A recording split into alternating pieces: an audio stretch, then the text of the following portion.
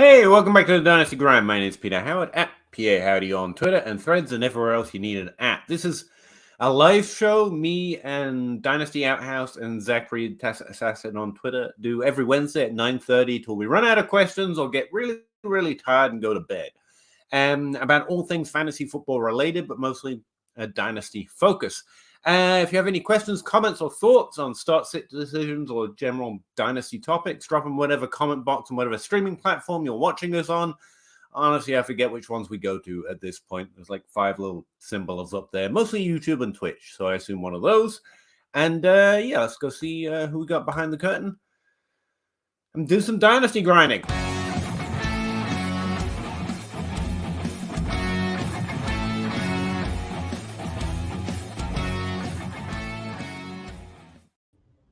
Hey guys, how's it going? Ready to do some Dynasty grinding. Pay no attention. Let's see it. To the men behind the curtain. Stand and deliver. I was promised some grinding. Yeah, I know it gets. It's an unfortunate verb at some point, isn't it? How's it going? Anything new you noticed this week, or in general that you're trying to do in Dynasty? I was thinking about it. I got one league where fantasy football hates me. Yeah, me too. Yeah, I have multiple leagues without a starting quarterback. Thankfully, some of it's just because of bye weeks, but most of it's not. My most rostered quarterbacks, top 4, were Kirk Cousins, Matt Stafford, Daniel Jones, and at least Tua is there. So I still got Tua.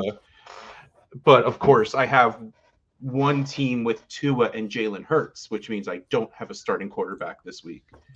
And it's okay. Stafford. I have Tyrod Taylor on some of those teams. Oh, that's okay then. You'll be all right. I was gonna say, Tua and Stafford are an interesting pairing in Dynasty right now because Stafford's who Tua was until recently. The guy was always injured until suddenly he's not, and he's just a very good quarterback. Yeah. Have we passed into that Stafford era of the Tua arc? I like that. That's pretty cool. I hope so. Bo Pons, my trade for Breece Hall I brought up last week with Dimes as a piece, got a lot more valuable now that he's out for the season. I mean that's never a way you want to dehumanize. win. Yeah. Way to dehumanize Daniel Jones, but yeah. Yeah, I think I remember that one. I think we were for it, so we'll say that was because they did not give up nearly enough to get Breece Hall, and they got Breece Hall. Yeah. 12 teams who flex PPR tight end premium 0.5. Start 10. Pardon me. My record is now 7-2 in third place with only one 7-2 team in second. A tanker is shopping Deontay. Should I trade for him? Yeah, probably. If so, appropriate value in my position. I mean, generic value on Deontay Johnson. Late first. Second. For a winning team. I would not give a first for Deontay Johnson. That's very late first. If it's like SFB score, like if there's any points per first down, then yeah. He's been in the 20s of points in SFB, but that's really just because of the points per first down. Otherwise, you're looking at like 13, 14 points. It's solid. It's pretty predictable at this point, but it's not winning you anything. It'll stop you from losing, but that's not what you need in the playoffs. So I don't spend a first on Deontay Johnson right now. He might not be the player I'd go and target, but for me at this point in the season, if I know it's a bottom 4 first, a hit rate on those picks is less interesting to me than the just, Deontay Johnson's going to be pretty good for the next couple of years on a competitive roster, if you know what I mean. But I get what you mean. It's probably not the guy you want to go out and get to try and win, but he's pretty good. Zach? Above or below?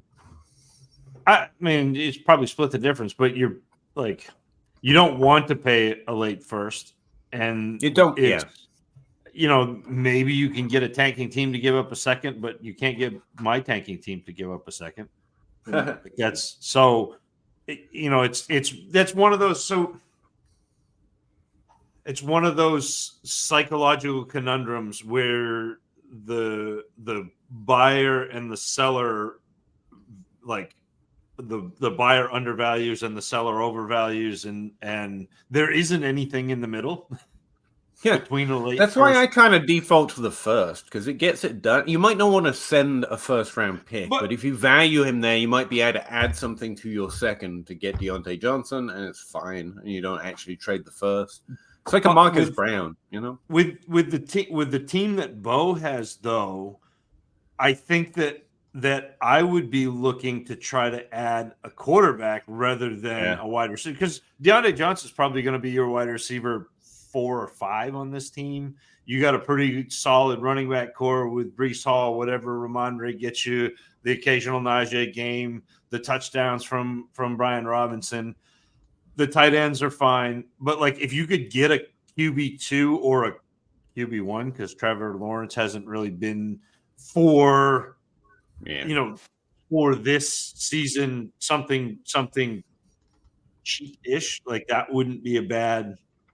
That would be where I would be looking, not Deontay Johnson. I'd look at that tanking team and see who they have for quarterbacks. Maybe they have a Dobbs. Maybe they have, I don't know, like a Sam Howell, like somebody who's going to score you points, but is not like a break the bank addition. Yeah, I don't think Deontay Johnson does too much for you here. I think it's a fine ad. No value line. Well, my value line is where it is. But it's not who I'd specifically go out and get. I think Zach's right. The problem with adding Sam Howell in that is I don't know he's an easy start of a Lawrence or Baker any given week. I'd much rather probably add to one of my quarterbacks to go get, Lamar Howell's or go get QB6 right now in points. Yeah, it's not quite it though, is it? Oh, I mean, I don't think that's a long-term thing, but for the rest of the season, and that's what I'm saying. Like I'm saying, go add points cheap, because there are a couple guys that you can do that with.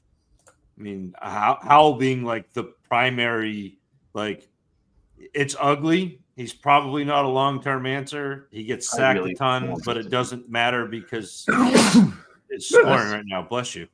Thank you. It's about time you blessed me.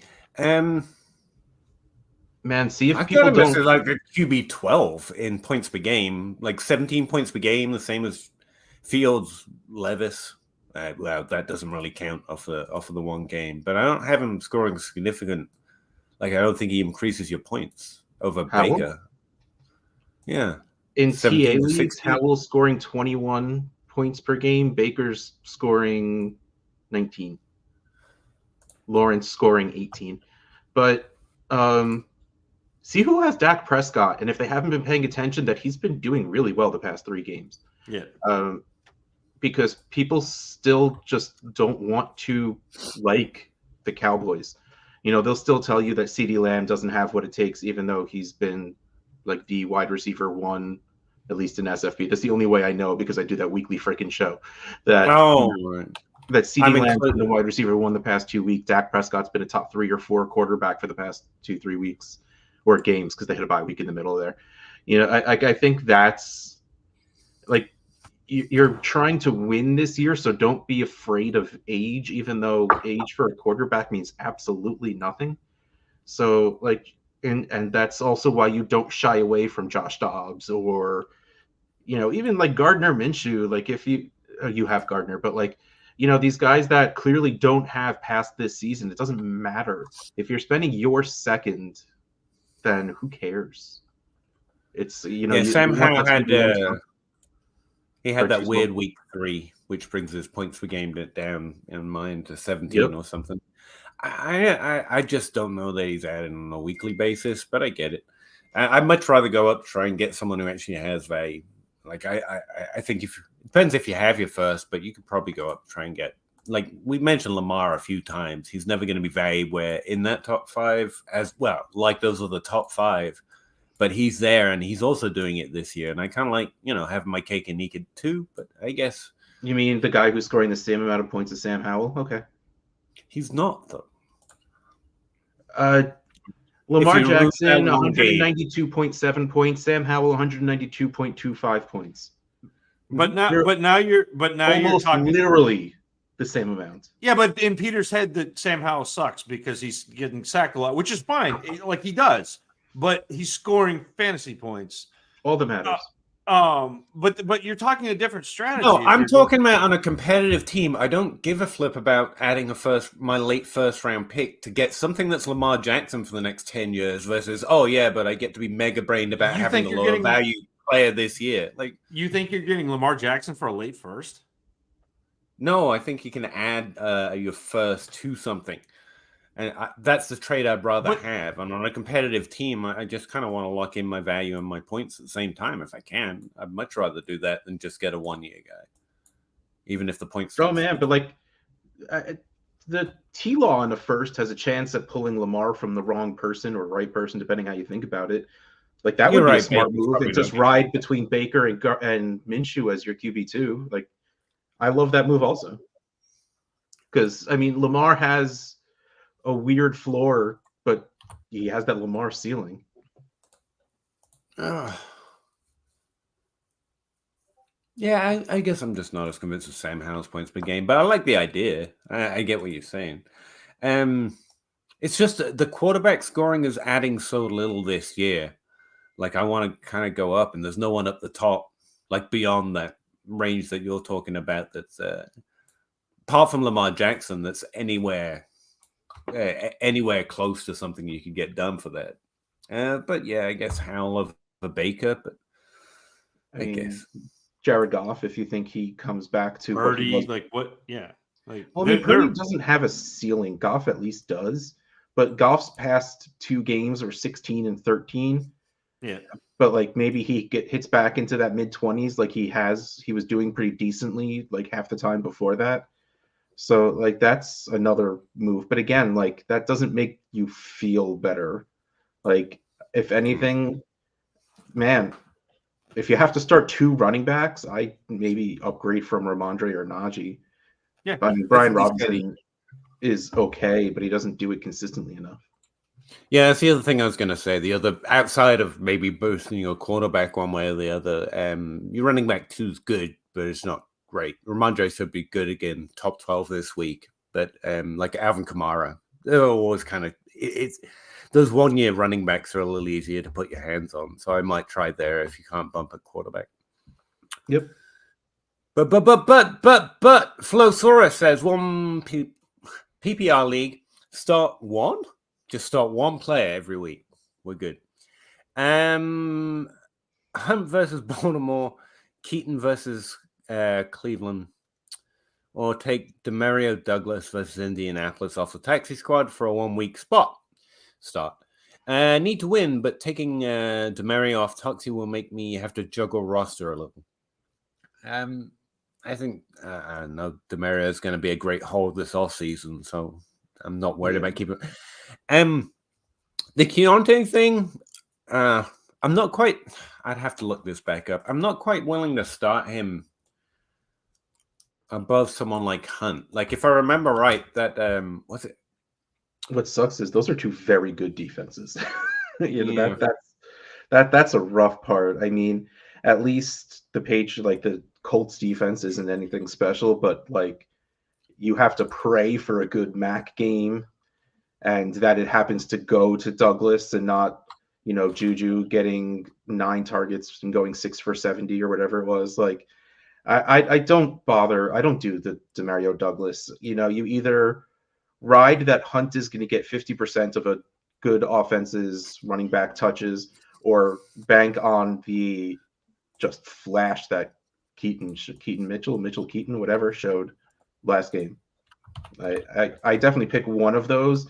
And Peter's absolutely right. Hunt is easily the safe choice here. I don't know if it's the right one, but it's the safe one.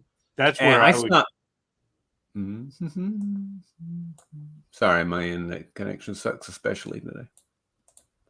Last few times, actually. That's where I would go. That's where I would go is Hunt, because he's been the goal line back for Cleveland. So if they get into the red zone, you got a chance to score. And that's, I mean, kind of what I'm banking on is, 30 or 40 yards and a score. It's not going to be pretty. It's not going to be fun. Yeah, I was just checking out. And Hunt's easily the start across most projectors, and I'd start Hunt. Also, just keep an eye. Like, if you want to start Keontae Mitchell, I'd only start him as a flex running back, like a top 36 this week. Justice Hill obviously was the lion's share of the snaps, lion's share of the rushing attempts, the lion's share of the targets. While Mitchell's performance probably does warrant more work, it's more likely to be more of a committee than you would want to start either. So I would really need to see that volume come up before I'd be starting him over someone like Hunt, just in general. Flowsaurus, half-point PPR, start 2. Bijan Robinson, Tyler Algier, Alexander Madison, and Pickens. Anyone else struggling to start Bijan Robinson where you have a choice? Like, I don't like starting players on that team this year. Arthur Smith. That's the guy. Yeah, he's struggling to start Bijan Robinson when he has a choice. Out of pure stubbornness, I'm starting him no matter what. Mostly because clearly the teams I have him on, I didn't earn that pick because you don't want a running back when your team's that bad. So, like, I'm like, no, because I am not going to have paid what I did and then have him on my bench for when he puts up 30 points. So I start him every week and he puts up 6. Like, I'm starting Bijan. I don't care. And in between the other two, I don't know who's playing who. I don't know. Like, what did Madison do last week, I guess, with the weirdness at running back? Well, but Akers is out. Oh, yeah. So, he popped his Achilles again. Yeah, I think so. And so it's Madison. It's Bijan and Madison. It's Bijan and Madison, or Bijan and Madison. I feel much like Outhouse does. Like, I'm not sitting him. Arthur Smith can do this as much as he wants. So I'm not going to be gaslit into not starting him and then have Arthur Smith win both ways, you know? So I'm just going to keep starting Bijan Robinson and hope he gets fired. I don't know. Not really. I'm not really rooting for someone to lose their job. Pickens probably has the highest ceiling, but then he has that floor of 2 catches for -1 yards. Yeah.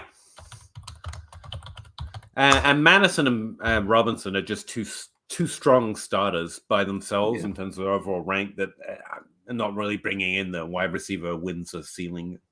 I just start those two.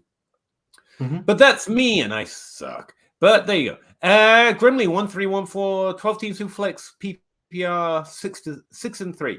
Competing, would you move Zay Flowers? I think that's Zay Flowers. Yep. And a 25-second for Pittman and Gibson. No, why? I think Flowers has got to be ranked over Pittman, even though Pittman's a value at that rank. A second for Gibson. Gibson is the second. Like Antonio Gibson, right? There's no other Gibsons? Yeah, it's got to be Antonio Gibson. Well, Antonio Gibson is worth nothing at this point. Exactly. Like, practically zero value. I mean, Pittman is... Well, he's wide receiver 16, like 15 points per game. I mean, I know Flowers has wilted a little bit ever since the beginning of the season. Nah, he's fine. I'm so fucking clever. But I liked it. I mean, Flowers is like 11 points per game. Yeah, his last 3 games have been pretty crappy, but I don't think it makes your team that markedly better, and you're probably taking a hit in dynasty value-wise. Like, how often do your games come down to 3 points a week? Like, I don't think this helps you enough. Yeah, you're losing value, and this is exactly why Pittman should be a buy, but he isn't. Like, his value is solid whenever you go try and get him. Like, you should be getting a plus on Pittman to give them the younger player. Essentially, you're giving them years. You'd be giving them years and giving them a second for fun. And I'd probably just keep Flowers. But, I mean, Pittman should be a buy, but. Yeah, Pittman hasn't had a spike week since week 1. He's been very steady ever since. But again, that's not what you make that trade for. Yeah, not a fan. Sorry. You can go ahead. Josh Downs is out this week, but that's the thing. That hurts Pittman as much as it helps him. He's been the lead receiver all year. He is the lead receiver in Indianapolis in terms of volume, route share, and the like. Josh Downs being gone might mean that he can catch a few extra percentages in the red zone, but Downs really wasn't dominating there. He's got like 9% per game of the touches inside the red zone, so it's not like there's a wealth of extra opportunity. And the team is going to have a harder time moving the ball without a good player. So I think they got Alec Pierce. It'll be fine. Yeah. I wanted him to be a thing. I take it back. I take it back. I forgot they had Alec Pierce. You're bad. It's okay.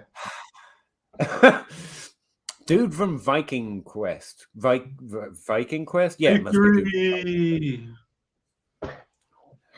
12 team 1 QB, half point PPR. Do I sell Cooper Kupp? Never! Maybe. For a 24 first. Yeah. I think that's about what you can probably expect out of him if you're trading him. Yeah. So that's, yeah. I'm 3 and 6, then you should probably just trade him for the first, yeah.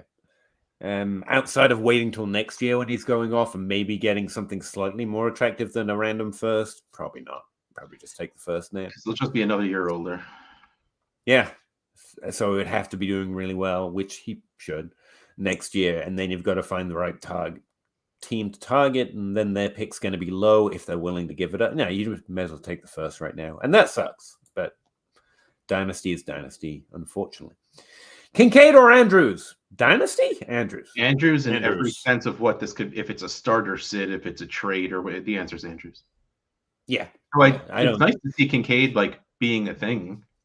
Unless the question is who is younger or which one would you least like to roster? And then it's Kincaid. Then we most likely Kincaid. To be named Dalton.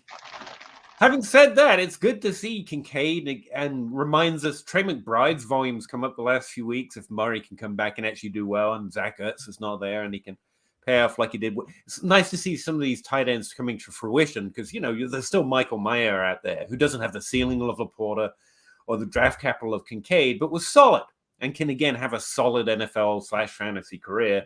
And, it can remind us of that with Kincaid doing well recently.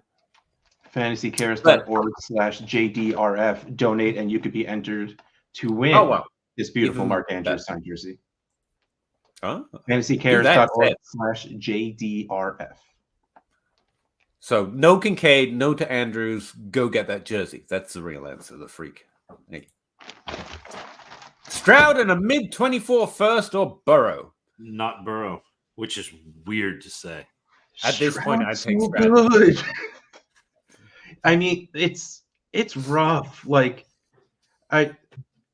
we had a roster switch on Dynasty Wall Street, and Travis May was talking about CJ Stroud, and he's Stroud over Caleb Williams at the moment, and on Dynasty Trade Calculator, he's worth more than the 101.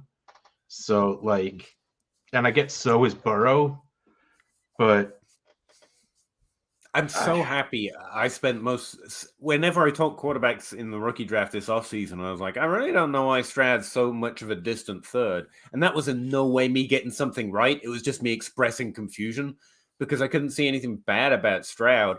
And that made it awkward. But yeah, he's like, I was having a conversation today with someone about whether we try to get too edgy or too hot takey by moving young players up this far. And the range of outcomes on Stroud is still wide. He could still bottom out. Like for a while there, people like Sam Darnold and Carson Wentz in the top 5. Not us, but some people. And, you don't know the future and we're rooting for him, but anything can happen. I mean, hell, he could Tua and Stafford, we just mentioned, he could have a series of injuries and his value could do nothing but drop to nothing to do with his performance or talent. But so few players do this well this far into their career that it's just like, why be timid on getting in before just about everyone recognizes it? Like, I am hesitant to take shots on. I don't do quarterback evaluation, but like this is one place that's been pretty clearly like, yeah, sure, Stroud. By week 4, it's like, okay, he was a guy. He's a Herbert this year. It could Stroud still at 22.6 points, Burrow at 17.6. But it's one of those places where it's not worth giving up the opportunity to gain value before everyone else recognizes it. Everyone else before the few who don't recognize it. Like it's just he's been really good. This isn't a Wentz or a Darnold type year. This is a Justin Herbert type rookie season. Yep. You know, it's like time to change your opinions, guys.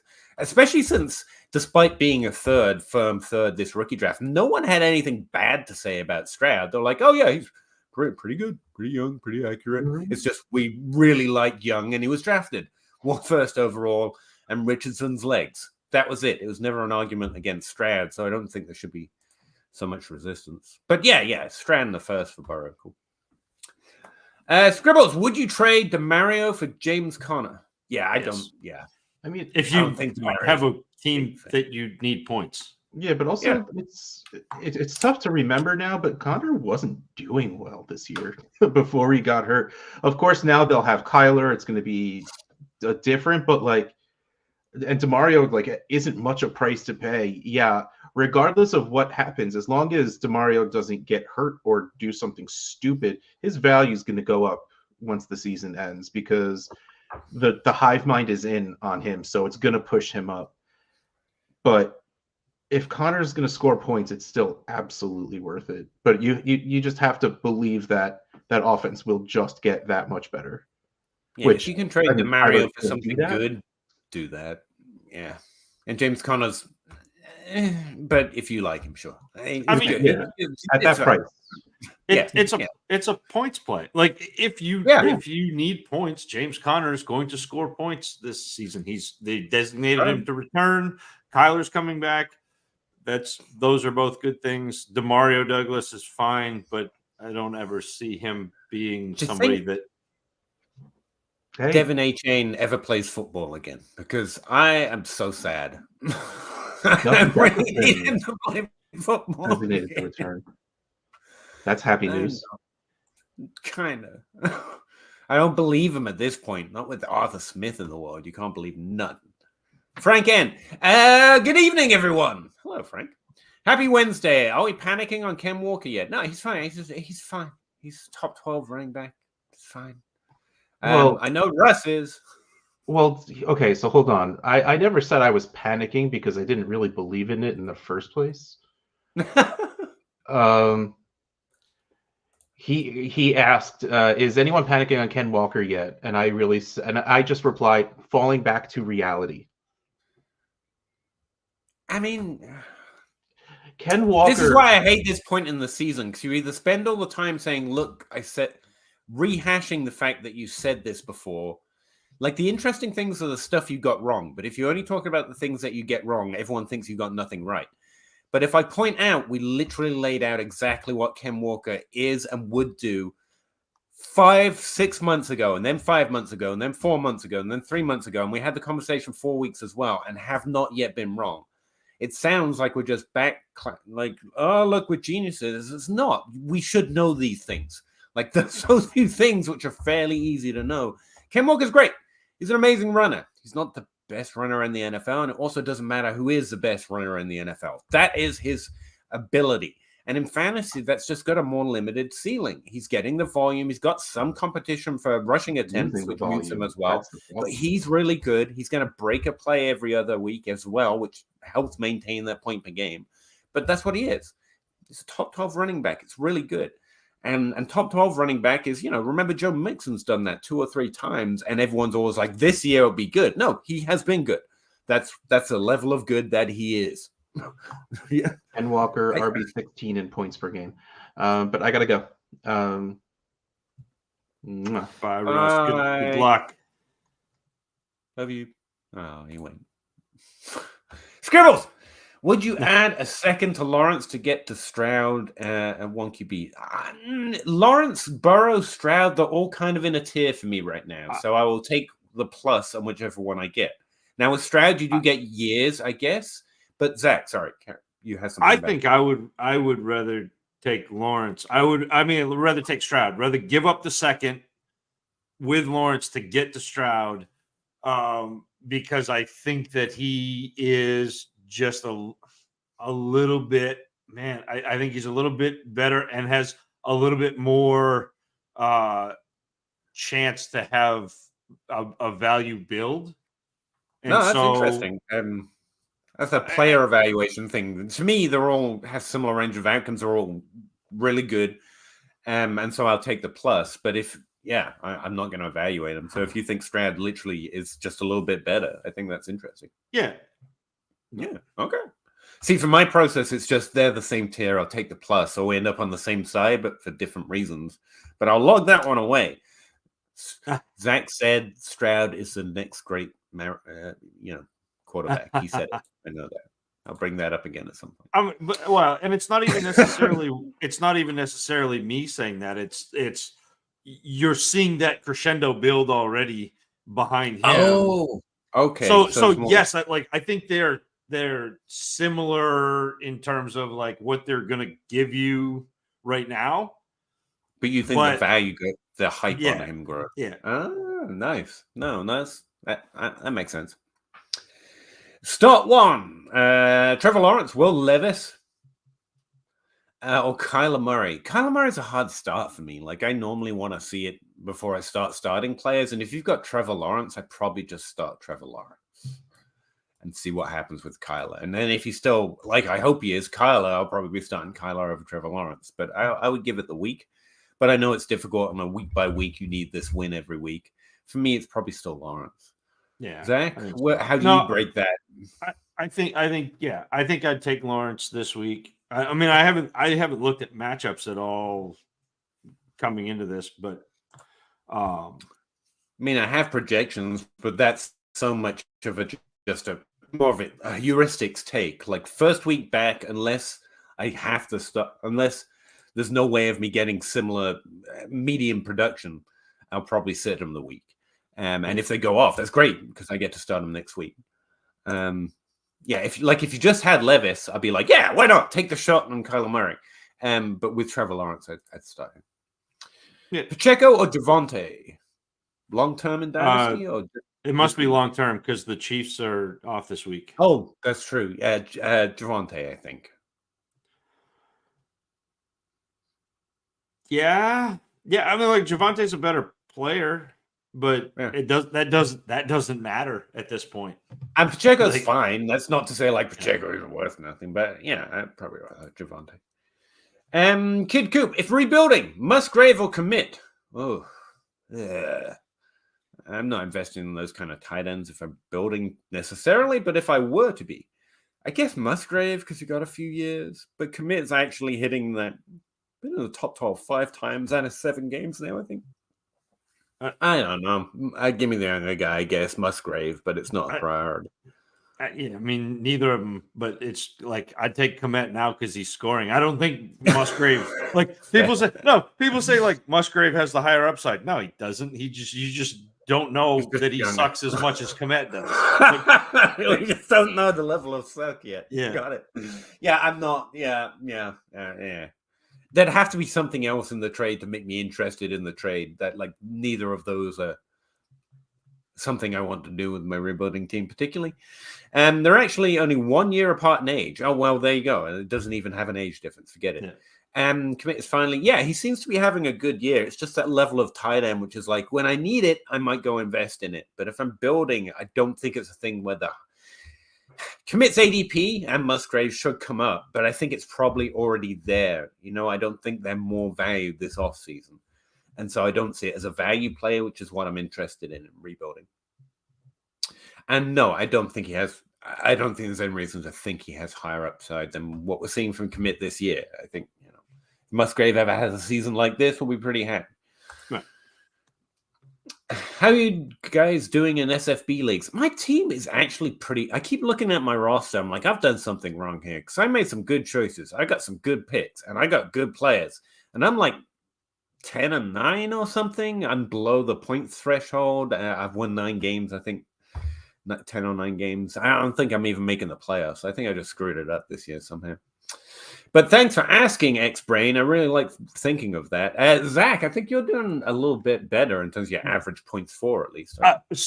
My points for is pretty okay. Like I'm above the cutoff for playoffs right now by 40 or 50 points. But my team is 7-9, or maybe worse than that now.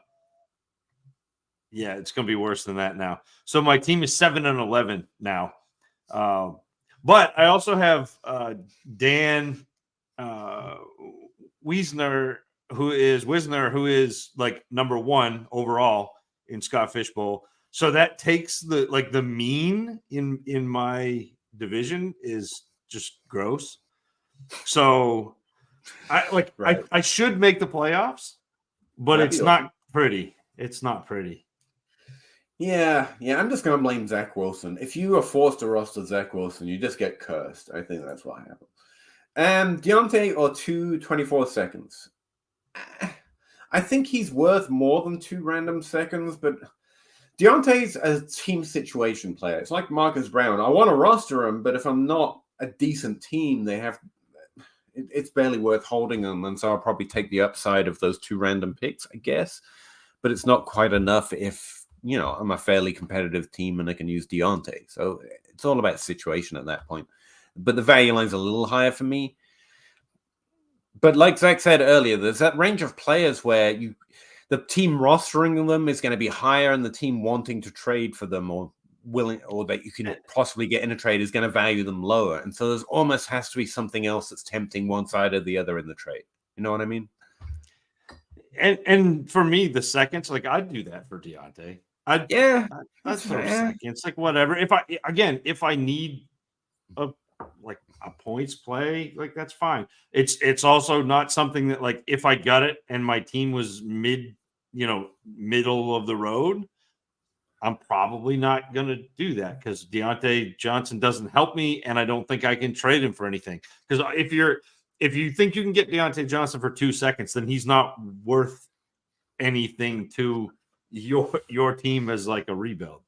I mean, like rebuilding, like if your team is decent, it looks like it's really going to go off next year. Like you have your firsts already and you're really going to dominate the draft. Your young players are like Jefferson and A-Chain, and they're good, but some of them are injured. So you're struggling a little this year. Then adding Deontay makes a lot of sense. But at the same time, you can probably do more with those seconds this offseason to get a Deontay or a Marcus Brown and do something else with your roster. And so it's just kind of feels like a sideways trade, but it was also not bad to add Deontay in that kind of top half of teams kind of a situation. Whereas if you're pure building, like, yeah, sure, I'll take seconds. I can do more with them. Yeah, it's rough. Good evening, guys. Hey, Samson. Welcome back. Skull Dynasty. 10 teams who flex start 10. Allen, Herbert, Mack, Mixon, Ford, Madison, HHG. Who's that? Sun God. I know who that one is. HHG. Wilson, Waddle, Higgins, Deontay. This is the team, Zach. More have my picks. Any moves for this team? So what do you think of this team? What kind of things would you be looking to do in Dynasty in general? In a 10-team Superflex league, sell Mac Jones. Because you've got Herbert and Allen. You'll find Mac Jones isn't a one-year proposition, but you might find a team that needs a starter this season because they're slightly more competitive than you maybe, and you can maybe get something going with that. Same with Mixon and Ford and Madison. They should be really interesting to competitive teams, and you're always looking to add value. Outside of that, it's a pretty solid team. Like, I'm happy with your wide receivers. You say you have your own picks, so there's no danger there. Your tight end is Kittle, which, it's about as good as it gets without it being Mark Andrews or Laporta or Kelsey. So, yeah, pretty good. Yeah, I mean, he's just won 4 straight. Like, this is a team where I might be looking to add some cheaper points. Like, that's we're at try and win. Yeah, we're at the point in the program where if you're looking like you are going to make the playoffs, add points. Because see what the Kelsey team's doing, and then maybe upgrade Kittle to Kelsey. See, if you can take Matt Jones and Mixon and add or Ford rather, and add a pure top 5 running back to this. Yeah, you could push for points in this situation. It's a pretty solid team.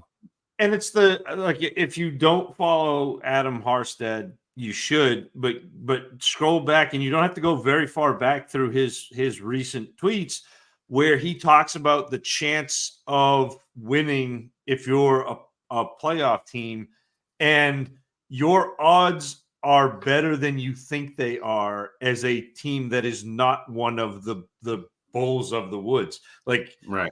Even if you're running your league, your chances of winning in the playoffs are like a little less than 50%.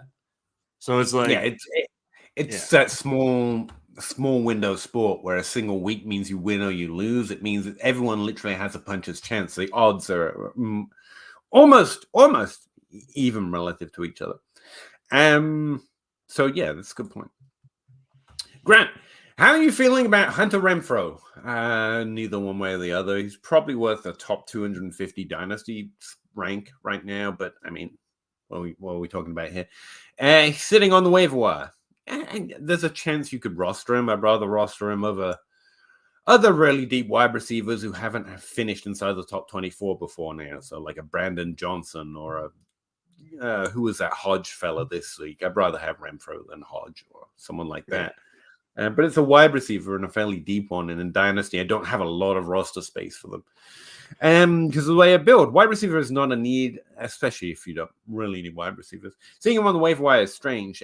Drop Deuce Vaughn. No, even at the Deuce Vaughn level of running backs, I'd rather roster the running back than the deeper wide receiver there. Looking for speculative hold. The only reason to pick someone up like that is if you more likely to need a bye week fill-in at the position, which you say is not really a need for your roster, or you think there's a chance there's a value increase, and Renfrow could get back in the top 12, and I don't think you'd trade him for much more than he is right now. Yeah. So, yeah, I'd probably rather keep Vaughn. Keep Mighty Mouse. I mean, I don't think that either of them has too much relevancy, but... Yeah, he's probably much more likely to start for your team over the next 2 years and a whole bunch of other deeper rosters that have never done it before. But you say that's not even an issue for your team. Like if your fifth starter is Deontay Johnson, like Hunter Renfrow's, no. Samson Simpson, I heard an interesting discussion earlier about would you take Stroud or the 101 next year? That's interesting. That is interesting. Love to hear your opinions on that. Well, I'm a little risk averse just in general, so I'd probably rather Stroud than the 101. But then you've got to break it down into what's my team look like and what can I trade the 101 for outside of just Stroud. But yeah, I'd probably have Stroud. I'd have everyone in that tier ranked above the 101: Herbert, Burrow, Stroud, and Trevor Lawrence. I'd rather have them than the 101. And I haven't done any rookie evaluation. This isn't the Caleb Williams isn't as good. Even if he's exactly as good or better, he's more risky. It's that simple. There's a bigger range of likely negative outcomes from trying to draft him, just as a pure draft pick. Zach, have you done any rookie work yet? I have not. I will start doing rookie work here sometime this month. And we usually start the hootenanny sometime in February or March. February is usually. So the only other thing I can think of is if you're a pure building team, trading them straight up for one player might not be the move. Like Burrow helps you, but if you need 9 things, trading them for one good thing is good. But I might keep them and trying to get a package of trading back a bit and adding another good player. And you can more often get better building trades, but as a pure up value, the 101 should be slightly below that tier of quarterback. Yeah. Stickman87, 10T Superflex start 9, half-point PPR, 7-2, second place. Congrats, man. Main running backs are Bijan and Barkley. I have to start them every week. What do you mean have to? You get to start them, okay? But Moss, Ford, and Warren are on my bench scoring the same or better. Doesn't feel great. I disagree, Stickman. I think you feel great about it. No, you should, honestly. And you should start them in that order.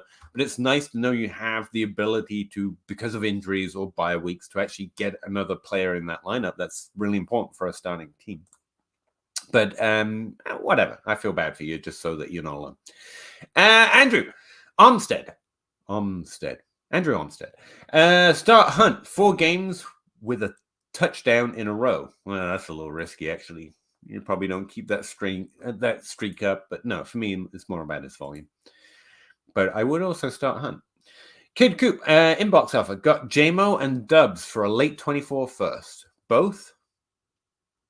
it's probably a little high. The first probably trades better for more things and more teams. You probably do a little bit more with the first. And JMO almost has no value to me at this point. Yeah. Like I needed to see something this year. And then it's not just him. I needed to see something on Bateman, who I was big on this year. I needed to see something from Burks. Like their risk just continues to increase without seeing it. Not that that's fair or a player evaluation in terms of what they're capable of. It's just a historical range of outcomes continues to become more negative. So I think I probably prefer the first there. Dubs is a solid ad, though. So, yeah. Fantasy Football Ninja says, and we appreciate it. Thanks a lot. No problem, Flosaurus. Always do whatever you want, obviously, but we're happy to offer an opinion. Grant, what do you do with bottom of the bench players that you won't start unless your team has awful injury luck? Thinking of Rashad Bateman, AJ Dillon, no trade interest in the league. Well, honestly, no, there are actually some answers here. Running backs you just roster for when they have that startability because they consistently have that potential for there to be an injury in front of them, then they're the starter, and they have those windows coming up. Rashad Bateman is still young enough that I think he's worth a roster spot. But with all of these players, you're either waiting for those windows when you can start them or trade them, and you just hold them. And they're pretty deep. They're too deep to expect that you can add to them right now and tear up successfully in most leagues. Otherwise, do that. And so they're mostly not really roster cloggers because all of them are likely to see better windows in the future. Dalvin Cook might be the exception where he's an older running back, but he's also shown a higher ceiling. Who struggled this year with a starting job. So might be the exception, but we still just roster running backs, and so they all deserve a roster spot, I'd say. And yeah, because there's no trade interest, you're just left rostering them, man. The good news is almost anyone you can pick up over the waiver wire will be worse. That's why they're rosterable. So you just hold them and hope for one of those windows. Or, there's lower range of outcomes where, actually AJ Dillon is good. Look at his size and gets a more regular starting job at some point or something. Nick Lowringer, if you have anything else to say on that, just stop me. That's minutes behind you, and so you might have to interrupt to say, no, go back one.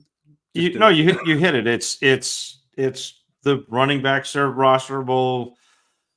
The receivers are not. They're roster cloggers. Although, I mean, I know there's love for Bateman, but yeah.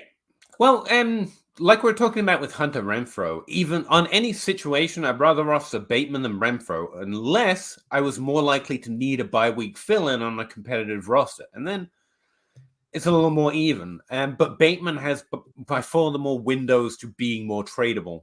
Like Renfrow could easily finish in the top 12 next year and not be more valuable, whereas Bateman could just hit the top 24, and some mug looks a lot like me will come along and offer you another first for him. That's never going to happen for Renfrow, which, just to give you an idea of why I say they're rosterable. It's just hopefully something like that turns up. If not, you churn the back end of your roster, man.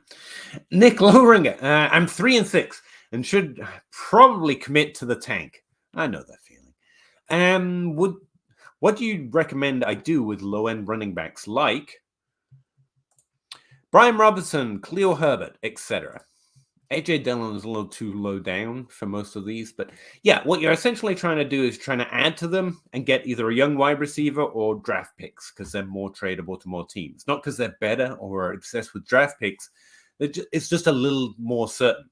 When building, that's mostly where my head's at and all the trade offers I send. I want to send them something good. And Bijan Robinson is startable this year for a competitive team, right? Running back 2. And I want to be reasonable in my expectation of return, but I want my return to be less risky long term. Theirs is much better short term. Mine should be less risky, not better, but less risky long term, because that's what you're trying to do when you're building. Remove risk, just solidly add value so you definitely have a better window coming in your future. But that's where my head goes to. I want to look at the other rosters in my league to develop some different ideas. But I'm thinking, who might like this player this year, right now? And it actually has, not you want it to have value to them. It actually has value to them, like their running back 2 is a flex between 3 fairly terrible players. Bijan Robinson could really help them out this year. Not that you have to explain that to them, just honestly assess whether it's actually good for them. And then be reasonable in your expectation. Like Brian Robinson feels like he should be worth more than a second. And it feels stupid to add some to Brian Robinson to get a second. But if that's where they're at, that's less risky for you long term. It's a fairly solid piece to start building your team. And they do get something better than that. Short term. And so again, it helps build the trade relationship for the future. You just do a lot of those over time and you find trading a little bit easier in the future as well. So that's where I go to. You can also skip out of the wide receiver position depending on where your league's at. I like to run to quarterback and tight end, even in onesie leagues, because they're sometimes a little easier to get trades going on them. And again, I'm just removing risk. I think someone like Evan Ingram, I think someone like George Kittle, I think the top 8 tight ends are a little less risky than a running back who's startable in the top 24 right now.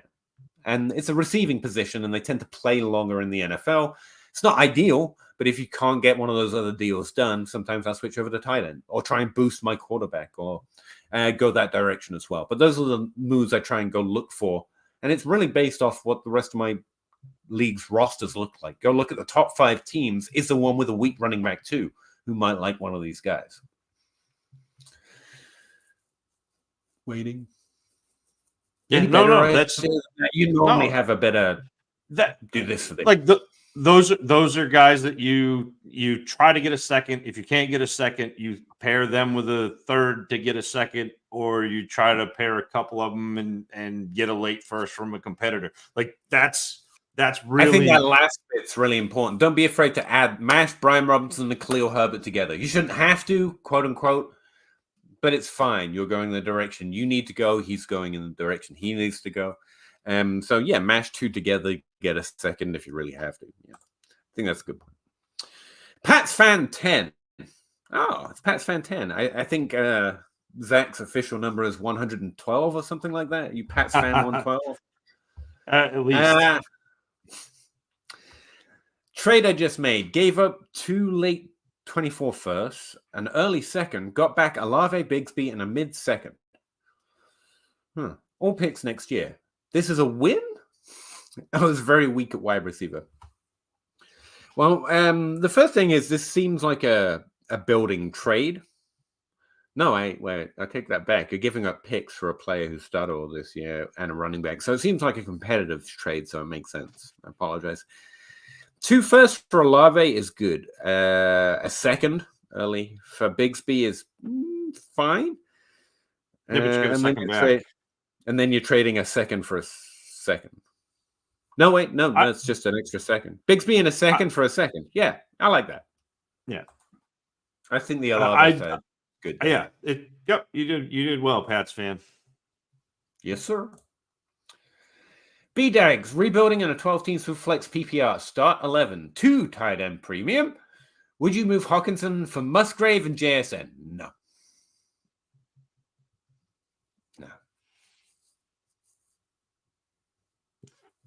You'd rather, yeah, okay. You're out on JSN then, huh? I'm not out. I need his value to drop before I could come back in. Yeah.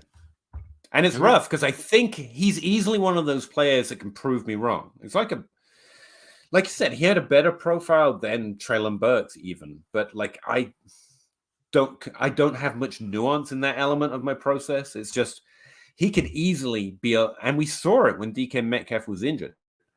He's better than what he's doing. So it could clap me, but I think his value will fall this offseason outside of another injury to DK. And so I think there's a better window in the future, even if so. I think JSN should be barely worth a late first right now. And Hawkinson for Musgrave. Musgrave's not a value right now, but he should be worth slightly more than a late first, I guess. If you're trading him to a competitive team. In a 2 tight end premium, yeah. Yeah, I mean with the premium, it's Hawk, but yeah. I mean, he's a Jedi, but I'm in a box with his 8 points per game, and it won't let me out. Hopefully, again, we still have a few weeks here, but it really seems to be roster dependent. Like, yeah, and that worries me too. If you need DK Metcalf to be injured to score more than 8 points per game, that says you're more of a more Corey Davis for the NFL level than you are AJ Brown. You're not making the situation, you're a product of it, which is still perfectly fine. You're still could be a highly talented player with top 12 seasons. But again, did you expect him to come in and just rip it from DK and Tyler Lockett? Well, not rip it from we had this conversation at the start. I would expect more than 10 points per game for someone with his rookie profile. Like, however that happens. I don't think you have to rip it from DK Metcalf to get to 10 points per game, to get to, 17% share of the routes. The team has a lot of routes going to a lot of different players that aren't DK Metcalf and Lockett. I would have expected him to be slightly more dominant than he is. But that could be, again, teams do have an effect on those decisions, and they do have two amazing wide receivers they're used to using, and they've done this with other high-drafted players. So I know there's extra context here, but I'm stuck in a box with not knowing the future. And his comparisons, they weaken his value for me. But you're right. He could easily clap me. I hope so. I want JSN to be good at some point. I want to be wrong twice on him, put it that way. No problem, the freak. B-Dags, 12-team Superflex PPR, start 10. Caught in between competing and rebuilding. 4 and 5, but 4th in points. For a need a QB2. A team is trying to move Howell. Really good target right now, apparently. I got taught today. I learned. What is he worth? And is he worth buying? For a competitive roster this year, yes, definitely. What is he worth? Do you have a generic answer for that? We try to measure it in draft picks, but it's really rough because it sounds like you're constantly only wanting draft picks or only selling draft picks. But it's just a, all league currency. You don't have to trade the draft picks. But Howell in a super flex should be worth 2-ish mid-first round picks. He's maybe a little less than that because he's a starting quarterback in the NFL for at least this season. Yeah. So somewhere in there. He's probably worth like a first and a second. But okay, that's probably better. But not like is the real question I think that B-Dags and what sticks in my mind is that what's he worth and is he worth buying if I decide not to compete? No. I don't think so because I think you kind of seen what Sam Howell is, and I think that the NFL will kind of he'll wash out if he can't win, which I think the amount of sacks that he takes, which is on him, will kind of necessitate that he doesn't win. He's accurate enough, but he's got other elements to his game which we haven't seen improve very often in the NFL. And the sacks primarily. For Bill, I think that's I think I've said it. If you're a competitive team, it's definitely worth getting in there for Sam Howell. If you're not, no, he's not and he will be the next, lower drafted Tom Brady, whatever. I don't think we've got that in our heads for him. No. Which is a shame because it's right there. It's just, again, respect the ones who actually make it through because it's actually really difficult to do. You can have so many of the elements so right and be so good. And it still just fizzles out. Start 1.5 PPR league, I guess. Start 1. No, wait. Zach, how am I meant to read this? Start 1.5. It's a 1.5 PPR league. Start 1, maybe? Start 1 of them, yeah. Debo. Yeah. I was going to put a tweet out today. Just every week, like in my Discord or around about, I'm looking at ranks and projections. I'm like, oh, everyone should make sure they start this guy this week and not this guy because some of the ranks are really obviously disproportionate when they're matchup sensitive. And Debo's one of the ones that stuck out to me this week. And I've been forgetting to mention them outside of the Discord. But most projectors are like, Debo starting? Oh, back up there towards the top 12. And I think we forget, especially with someone like Debo. It's like, no, the volume will come back almost immediately if he's healthy. And he's almost an auto start according to most matchup sensitive projections. Zach Harris. Evening, guys. Dynasty Superflex 12-team start 10. Loaded team on paper, but underperforming. I know that feeling too. Scott Fishbowl life. Bijan and Brees are backs. Would you try to trade Bijan for a more productive running back? Maybe A-Chain plus. Well, A-Chain isn't more productive right now, so no. But I like where your head's at. I've got Bijan on one of my highly competitive teams this year, and I've thought about it over and over again. Because you would have assumed I'd be able to get Christian McCaffrey for something. But the problem is, with what's happening, he's more of a buy than a sell, even for a competitive team, because his value's a little low. And it's going to fall this offseason because we drafted him so high in the offseason, his rookie season. So he's kind of this awkward. You should be able to trade him for a productive player plus, and you're not going to be able to. If you can, Zach, I mean, approach your league mates. Maybe they're into that, but I don't think you're going to get a good trade on him. So you're probably keeping him, and starting him and hoping Arthur Smith, I don't know, starts a Lilo farm in somewhere and quits football. I don't know. I don't know what we need. I'm hoping the joke runs its course and he figures out that he can't hide the fact he's being terrible at his job by saying, I'm annoying fantasy nerds. Isn't that awesome? That seems to be the distraction technique here. So maybe if we just stop commenting on it, everyone will only be able to comment on the fact or notice the fact that he's pretty bad at his job. But we'll see. As for who I would target, it wouldn't be A-Chain, although I like the idea that A-Chain comes back and is productive again. I really want that to happen. Instead, it would be Alvin Kamara, maybe Christian McCaffrey, although the value is much higher there. And so that's why he's second on the list. Derrick Henry. Derrick Henry, top 12 running back this year, also 28 years old in his 8th career year. Everyone hates that. So there's older players who are still producing that I'd try and trade into. If people in your league are willing to, actually recognize Bijan Robinson's should-be value, as it were. Are you listening to something? No, and that's the thing, Peter. With this is if you trade for, if you trade Bijan, you've got to go get it's got to be McCaffrey.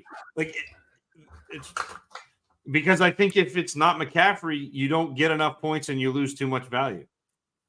See, so that's the thing. Switching position would make sense, right?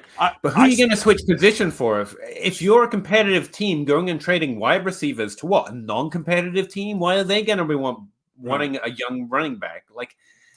He's just stuck in this awkward dynasty position if there's no good direction.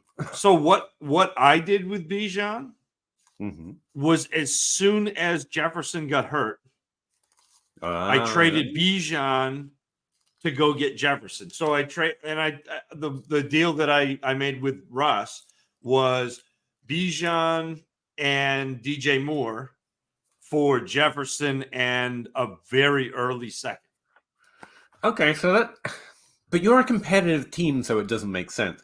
But what you could do is go look at the competitive team, see if any of them have Garrett Wilson, who's falling in value because of quarterback situation, or someone in that situation, a falling elite wide receiver who shouldn't be. And Wilson's one that comes to mind. But again, that doesn't make sense for a team that's trying to win this year. But that might be a move you could try and do.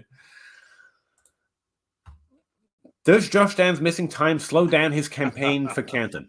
No. It's a remarkable thing about Josh Downs. No matter what happens, he always takes one progress towards the Canton road. No matter what happens, it's what do they call it? Inevitable. It's kind of remarkable. No, he's fine.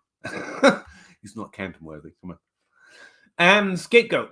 Started out my season 0-2. I am now on a 7-game winning streak. That's awesome, Scapegoat. Should I look to improve my team, even though I'm doing good, or not mess up what is working? I mean, I'm a little overactive when my team's doing well. I've realized, to the point that I'm trying to make moves that sometimes looking back, I'm like, my team will be better if I was less active because I've traded away youth or value for points and they didn't quite work out. But yeah, I'm always trying to, competitive, non-competitive, I try to enter my league every week with the idea I'm going to make some offers that move me in the direction I want to go and someone else in the direction they want to go. Most weeks, nothing happens, but I'm always kind of looking. But most weeks, nothing should, probably, would, will, can happen. But I'm always trying. And that's the best I can offer you, man. I get your heebie-jeebies. I might screw something up. So try not to play the players that are doing it for you right now. Try and trade your depth, to tear up your last startable running back or your last startable wide receiver, or find some extra points somewhere else, or value for that matter. Yeah, and this is the point in the season where, sorry, Peter, are we lagging again? Am I? No, I just saw this and it made me happy. So carry on. We got Cooter Doodle. This is the point in the program where, like, if you can add those, the running backs that are cheap, like that we saw, 3 or 4 questions ago, where if you can add Herbert for cheap, if you can add Bijan Robinson for cheap, like, great, without giving up your core assets. You got to always be looking to kind of improve for the future, but also in the near term too. So again, 90% of trades shouldn't happen. 90% of weeks, nothing should happen. But I'm always kind of trying. But yeah. Mostly the answer in Dynasty is just do nothing. But I'm always trying to do something that would work if we were both of the same mind, and we're just normally not. Zach Harris, help me understand the Sam Howell hate. Don't hate him. I don't think anyone should hate him. I think he's done above and beyond, especially where he's drafted. And his accuracy is good, man. It's just the NFL demands so much. That position is really hard to be elite at. And if you're not elite, you're replaceable at the NFL level, especially at quarterback, where it makes such a like having an elite quarterback makes you competitive, and not having one makes you just part of the more, and they all want to win Super Bowl. So seems like he is performing great, but no one values him even at a first. They should value him at least as a first. But again, it comes down to if the team needs him this year, because long term it's a little more dubious, right? And in Dynasty, that's where it comes from. Right. Why aren't more people buying him in Dynasty? Again, it's that long term. Because Peter hates him. Yeah, that's why. No, it's because we're seeing a wealth of good young quarterbacks coming in, which doesn't happen every year, but we get 2 who are fairly viable most years.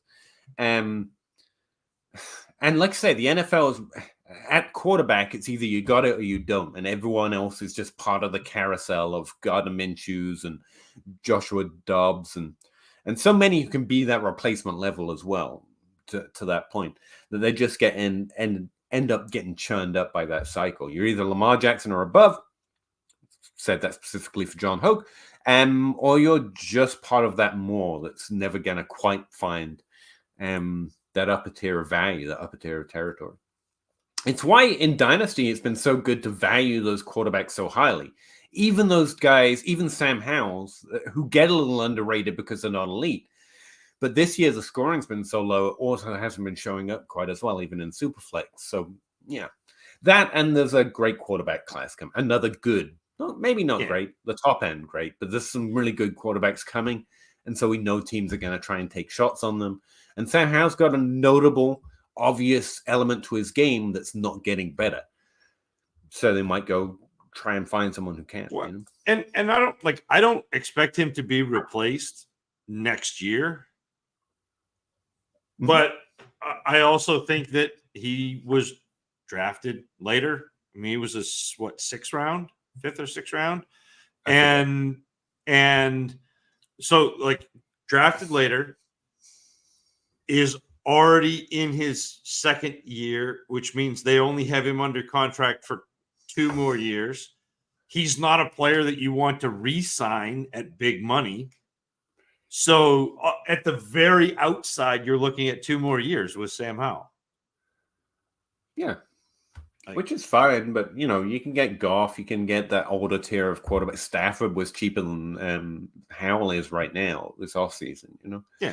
But you're right to be positive on him, Zach. Like, look for opportunities. If you can get him for less than a first in Dynasty, do that. Especially in Superflex, obviously. So you're right to identify him. But sometimes the hype on Twitter versus league play is a little different. So you might be noticing that as well. Traded Mahomes for Stroud plus mid to late first. Actually side with Mahomes there. I think Allen and Hurts are in a separate tier. Yeah. But I don't hate it. If you're building and you add 2 firsts to your team and you go down from Mahomes to Stroud, solid as hell. Like, I think that's a good move for a team that's not, in the top 15% of all teams, not just your league. But, right. yeah, I like it. Yeah, I actually offered that in that one league where I've got Mahomes and I've got Allen. I offered trades like that for Stroud. I even tried one for Young, not who's lower value and should be lower value than Stroud, for that exact type of idea. So yeah, Zach, and that's like Peter. To me, that's a brilliant move. If you've got two of the top three or two of the top two quarterbacks, and you can pivot down from one like just a little, but then add to continue to build. Man, that's a nice the only thing I could come up with. I had no picks to get to that situation, and so I was like, well, I just need to, but it's even greater when you're someone. It's even more genius when you're Zach and you're able to pull it off. Like pulling it off is the real trick in Dynasty. And Zach, good job, man. And yeah, Critter Doodle. I probably left by now, but thank you very much. She brightens my day every day. She took the Wonder every time. I know. I saw every time I open up Twitter. Yeah, it's like, see what Cooter's doing this week. That's pretty awesome. Cooter Doodle with the Wonderlick and Jake Trowbridge with the Arthur Smith Joker. Like today, it was just like, man, the fantasy life, like they're killing it. No, yeah, I'm gonna move on so I don't fangirl just too hard. Because I got to meet Cooter Doodle, Peter. You missed out on with the expo.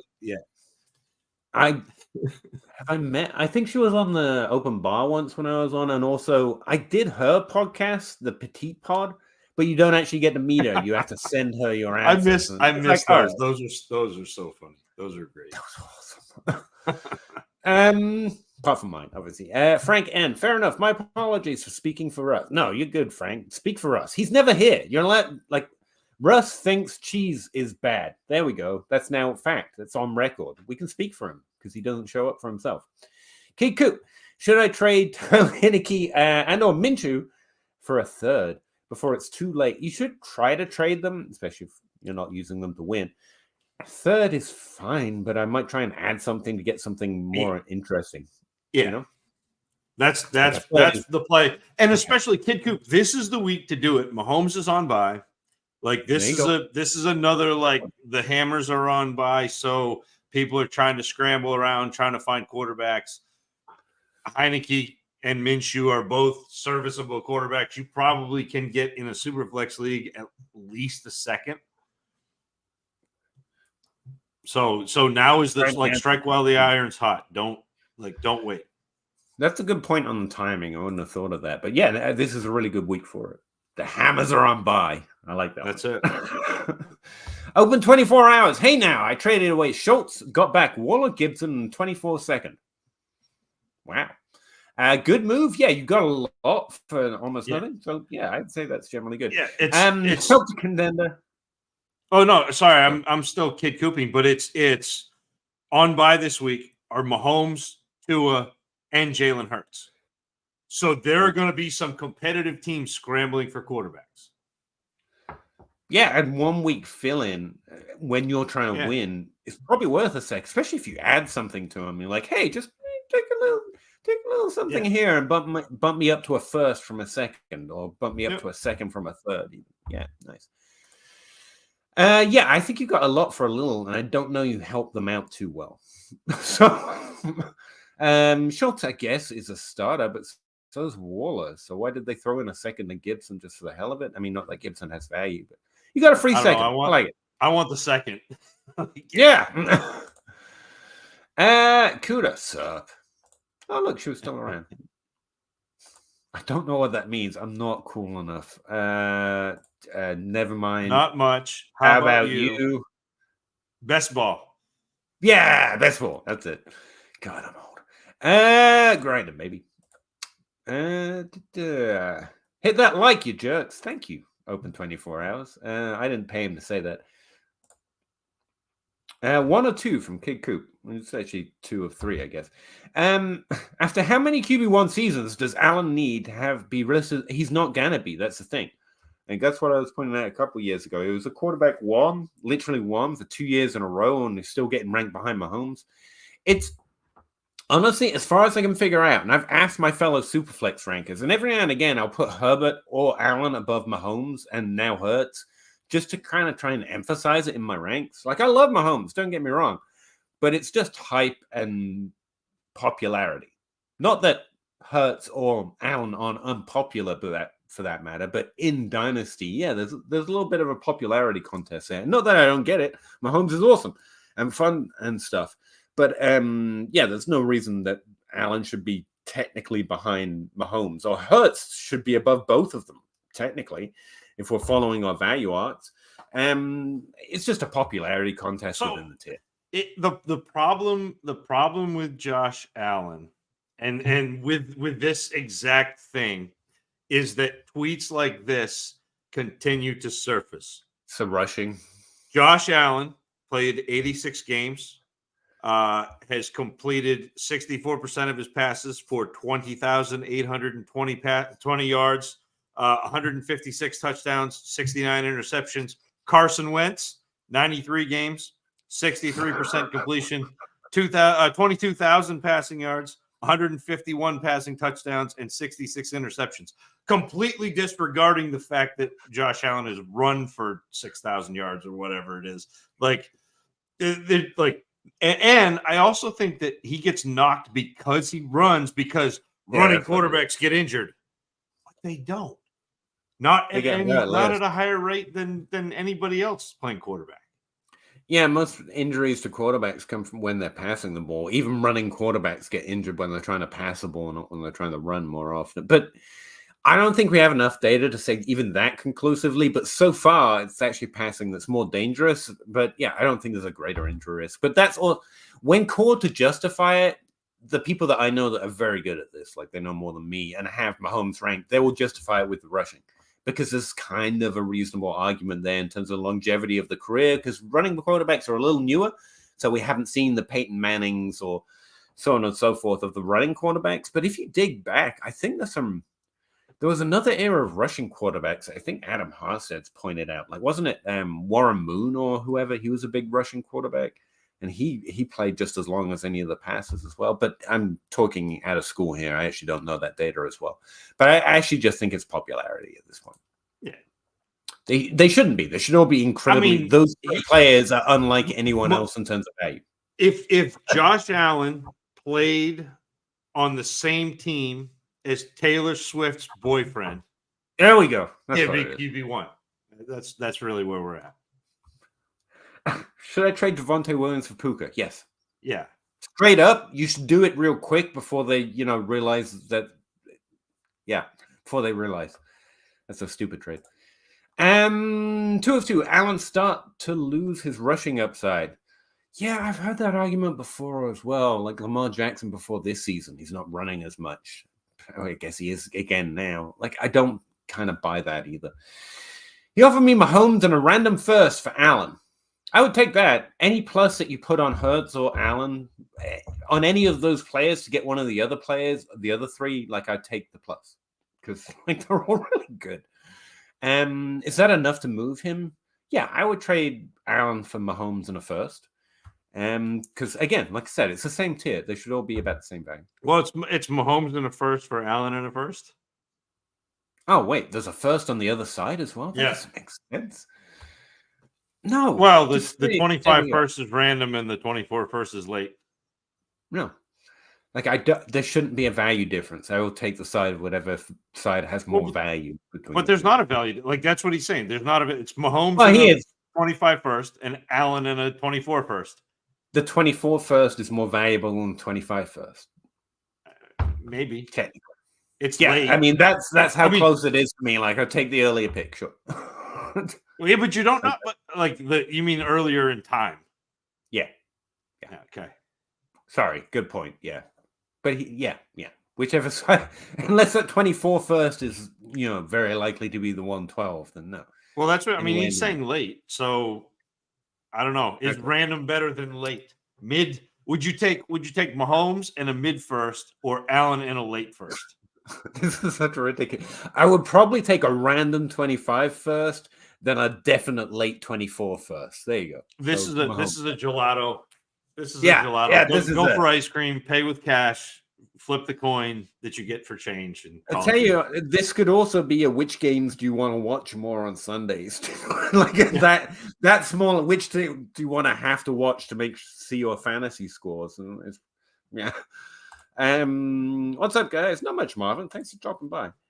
BBQ or buffalo wings? Can't you have BBQ buffalo wings? Yeah. Well, no, because barbecue is a different sauce than buffalo sauce. Oh, you're talking about the sauce. I'm honestly maybe this is I will probably lose my football guy card, but wings don't really do it for me, whether they're barbecue or buffalo.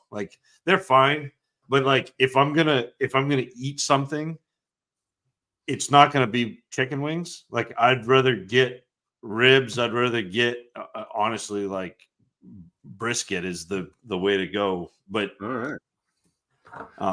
Or if we're getting out there, I'll go for Thai food. I'll do something different.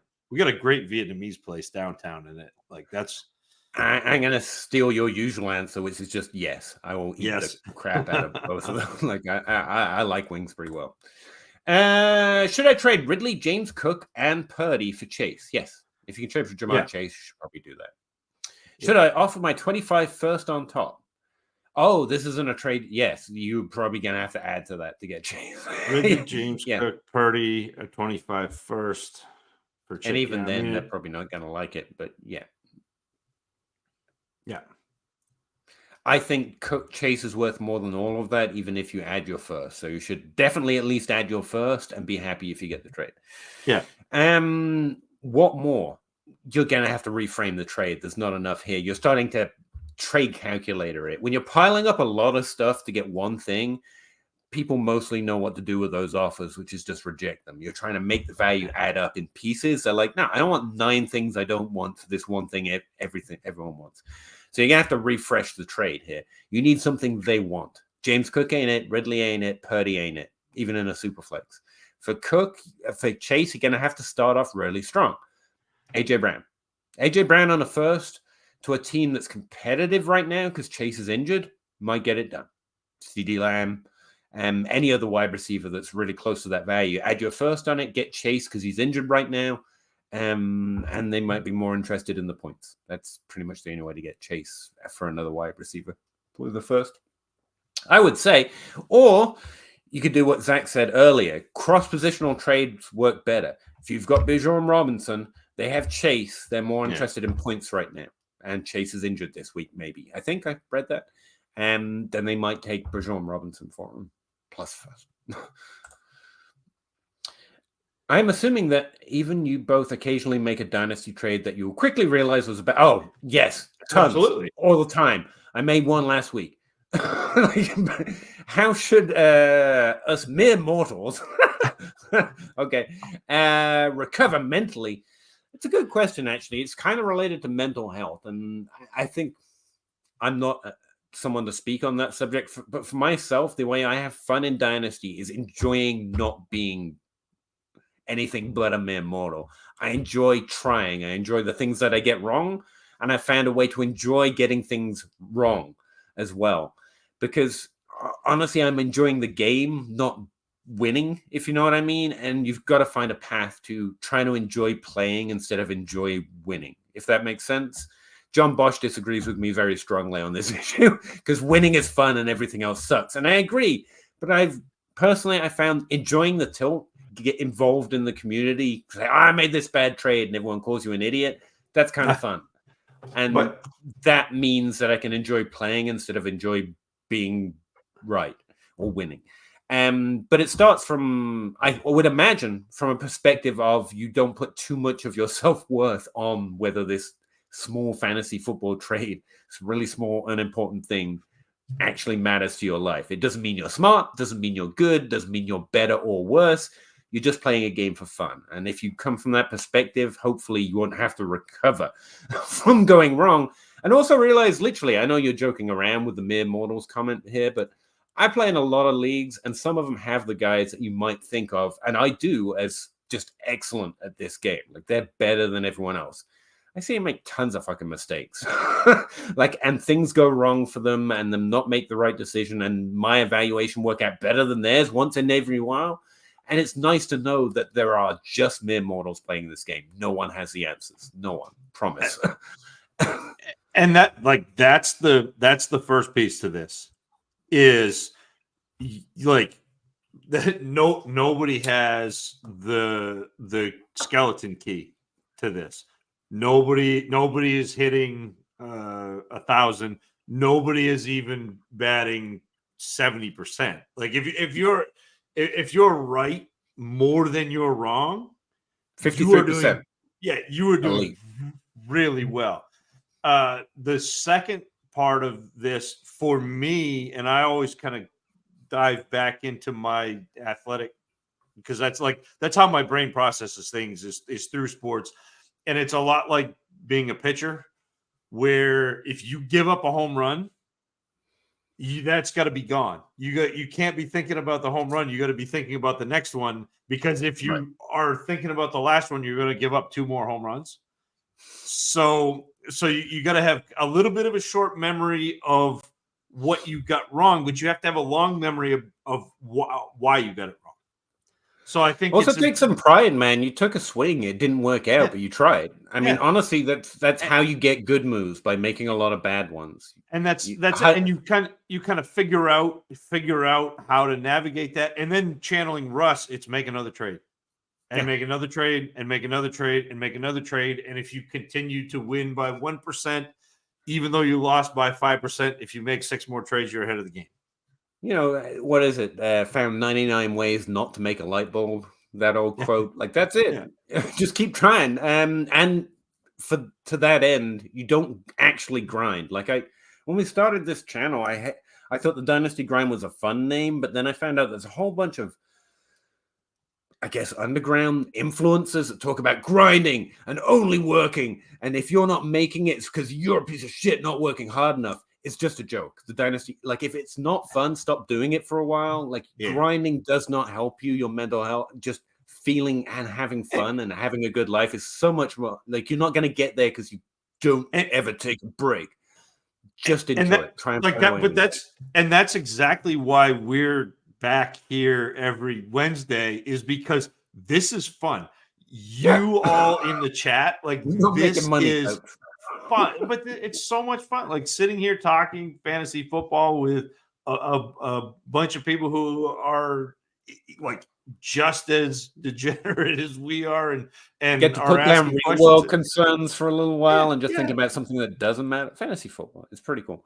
And yeah, I know this is mostly a joke, but if you ever do struggle, reach out. There's a whole bunch of us. We're all here, and most of the people in the community are actually good. So we'll talk you back up. And there's a whole mental health awareness issue going on. Oh, we're focusing in more on fantasy football, and someone will be able to help you out.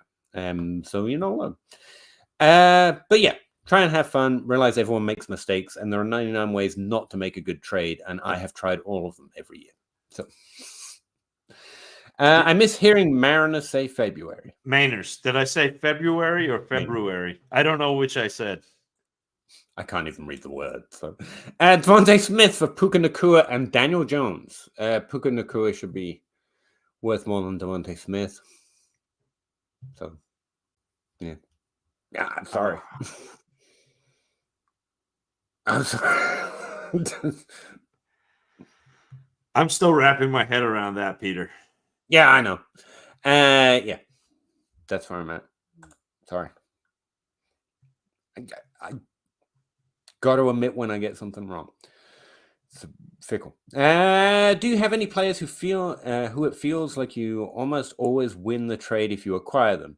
For me, I think it's 5 players: Mahomes, Allen, Andrews, Chase, Jefferson. Oh, so the top 5 in Dynasty. Yeah, I think that goes for everyone. If we hit that tier of play, you can't really. That's why we joke around with always trade for Chase and Jefferson if you can. You can't. You can actually, based on a team situation, but you can't. You never really lose if you get one of those players. I would add Hurts to the mix as well. Hurts is easily in that value tier now. Outside of that, Jordan Addison. It's always felt good to trade for Aaron Jones and Marcus Brown, Tyler Lockett. Their value has never met their points. And I really like Jazz Fresh's point from last week. Alvin Kamara's been a straight-up dynasty win for like 4 years now based on his value. Yep. Christian McCaffrey, and he's much higher value. But yes, almost never felt like a bad idea or a bad trade at the end of it. I miss hearing Maynard say he just wants me to say February again. Or February. I don't know what February. I don't know. I don't know how I say it. Do I have a really strong Maine accent? I feel like I don't, but I'm also here in Maine. So I'm walking around with people going, you can't get that from here. So, No, honestly, you sound generic. You've always sounded generic American to me. I thought that's me. I'm generic American. Yeah, generic American. The heartland of America, Peter. Right same way I have the same basic average Kentucky accent. Yeah, exactly. One of two. Kick Coop, this is like 4 or 5 at this point, but okay. Is it just me, or are tight ends a much safer play this year than a lot of wide receivers, running backs in your? It's a really good tight end year. It's a good breakout tight end year. It's a good rookie class. It was a really good year to go in on tight ends. Yes, you're absolutely right. It's a big. The position is being revitalized a little bit, as is kind of timely for the trends. Getting bigger to defeat smaller defenses because defenses are smaller and quicker. There's probably like that much better actual reasons. From my perspective, there seems to be a trend in when there's a value arc of the NFL cycle of when the positions start to replenish themselves. Now, obviously, that's like history as a circle. It's not really, but it's close enough, whatever the real reasons are, that you can follow that, having the deep knowledge that Zach just pointed out about defenses getting bigger or smaller. Kind of expected tight ends to do well this year just because it had been that long since the tight end position had been replenished. Not because Travis Kelce is X age, but because the position in general hadn't seen a number of breakouts for, I forget what it is, last 6 years or so. And it was kind of due. You need to go back and listen to the Dynasty Crossroads from like 2 or 3 years ago when we talked about this and we talked about getting ahead of it. We're a little too far ahead of it, but that's the thing where I'm not the most knowledgeable person about the NFL. I just have trends. I can notice it before it's coming, but I didn't know if it was going to be this year or last year. But we did know this rookie class was interesting, and we did consistently say, again, not backclapping. Like I got so much wrong this year, like every year. But we did say this is a really good year to try and make sure you get some of the a tight end from this rookie draft. And you could have missed. In one of my leagues, I overdrafted Josh Wild just because I got to grab a tight end somewhere. That didn't work out again. But it also worked out where I ended up with Meyer in a few spots, and I think that's going to be okay eventually. Kincaid in 1, Laporta in 2, and it's just been a really good year. Musgrave didn't show up for me, but he's had positive results for many. Like, find the tight ends that you liked and try to get them in this year's rookie draft. It's a really good idea. And you're not imagining it. Yeah, this is a good replenishing year. That's where the breakouts are this year. It's tight end. Yeah. Well, the unusual or the high extent of them. Because, Puka's breaking it. There are other breakouts. But Skull Dynasty, HHG means human hand grenades. Oh, really? I don't think I knew that. Don't even know what it refers to, even though I know what the acronym is now. Rostering a bunch of backup running backs. Okay, 10 plus embrace running back. Yes, yes, you should always. Yeah. Adams told you a thing, just always do that thing. That's my policy. But yeah, rostering running backs is always And that one is Adam Harstead and Scott Connor. And if they're those two guys are both on it, then that's a thing. 2 of 2, kid. My tight ends in flex instead of choosing. Sorry, I was going to say something there, but I'm going to keep reading. Choosing the wrong one every week between Kincaid, Pitts, and Kmet. Is this an outdated mindset of mine that you should start more tight ends over other skill players? Flex decisions are rather unique, and this year, to your point, you can address it with points per game. But some players, you can assess who is. Let's see where to start from here. There is a broad answer to wide receivers win the flex more often. In that, on a percentage-wise, wide receivers score their average points per game or above more often on a week-to-week basis. But that's like the satellite view level, right? when you start to go down and you're making actual decisions in a week, you can look at players' points per game, and instead of going positionally, look at their likely outcome. And yeah, I'm starting Jono Smith as a flex over a bunch of wide receivers and running backs in a lot of places because Jono is really cheaper off the waiver wire, and he's infinitely more flexible than a lot of my tier 2 running backs or even my tier 2 wide receivers in some cases. And yes, you're not what is it? You don't have an outdated mindset, and you should start the most startable player every week. It's that simple. So no, tight end should be winning the flex spot more this year than average. Again, to your point, that tight ends are doing a little bit more than they do on average in most years. Tight ends should be winning more often. And yeah, Pitts is the hardest start on this list, by the way, even though the volume's there. Again, thank you, Mr. Smith. But Kincaid and Kmet are easily startable together, one in a flex spot, one as a tight end at this point. Be hard to imagine anything other than a really great dynasty roster that wouldn't be able to start both of them every week in both formats. The tanking team only has Bryce Young as a QB. I don't mind trading into Bryce Young if you're building, but if he's the tanking team, you're not. Bryce Young isn't that interesting to you. No. I don't remember what the rest of the question was. I don't either, but I think that's when we were talking about Sam Howell versus going up and getting Lamar. That's my best guess. Bo Pons. Yeah, he was the first question that we got stuck on for a while. I don't think Hall was the right target. Howell's better. Yeah. Jordan Harper, how about the Keontae Mitchell? Talked about this a little while ago towards the start. Justice Hill is worth rostering, seeing if you can get him on your roster with a very, very tiny part of a trade or off the waiver wire. He was a volume guy. I think that's going to be much more of a committee than it looks right now. But Keontae Mitchell was explosive enough that it does justify getting the shot to own that workload, but teams mostly going to convert that into some sort of split where neither's greatly startable, and Justice Hill has more of a red zone presence and more targets, more likely to have targets as well, so he's probably a little bit more startable until, hopefully, the team recognizes how awesome he was last week and just give him the volume, which can happen because it's running back, but giving you a range of outcomes, it's probably a committee, and Justice Hill is probably more startable until we see the team has, adjusted to the fact he did great last week. Kiku, this one is a big brag. No problem there. Go ahead. You're allowed to brag. We're not. But I traded away Zach Wilson and Elijah Moore last week to the owner, who lost Cousins and is 24 first and second. No, that's a really solid move. You found, and that's also something to look for in Dynasty. When a good team loses something, you try and give them a cheaper version of it for their future value. And the opposite way as well. Like Zach said, Jefferson's injured. You should probably be sending an offer on Jefferson. When good players get hurt, try to buy injured is another good flip side to that coin. But this was a really good move, kid. I can't believe you got a first for Zach Wilson.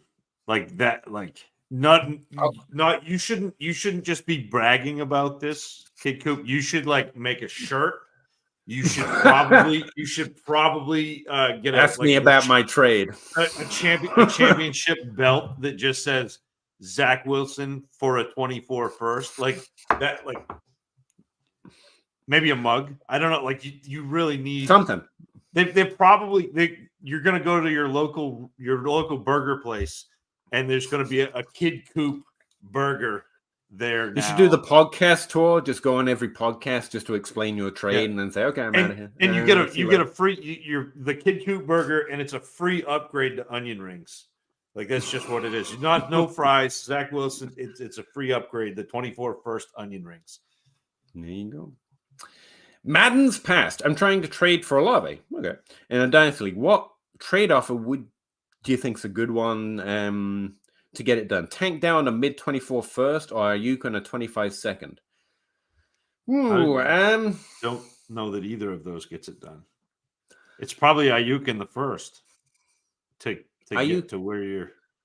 Yeah, it probably takes Ayuk in the first to get to Olave. Would you do that? Would you want Olave over Ayuk? I would. Yeah, I would rather have Olave over. Probably over the mid first and Ayuk. But like, his points per game is pretty solid, and I like having Tank Dell for almost nothing this year. But you're right, probably trading into Olave is the way to go. And I would add the first to either of them. You're probably going to have to add it to Ayuk. But again, your league mate just could really like Tank Dell, so that might be a better offer. But start with Ayuk. Yeah. Scapegoat. So my 7 and 2 is pretty stacked. I have, well, I imagine, Jacobs, ETN, Hall, Ford, Gibson, Mooney, St. Brown, DJ Moore, Dell, Dotson, Jonas Smith, Stroud, Love, Carr, Russell Wilson, Algier, Sutton, Shepard on my bench. Awesome. I have a question though. Why did we lead with Mooney as a receiver? Sorry. Fair. He really likes Mooney. Leave him alone. Do you guys like the idea of buying low on Devontae Adams in Dynasty? Possibly. So, like if you have a really good team, then his value is probably worth it to you because you're probably still going to be competitive next year.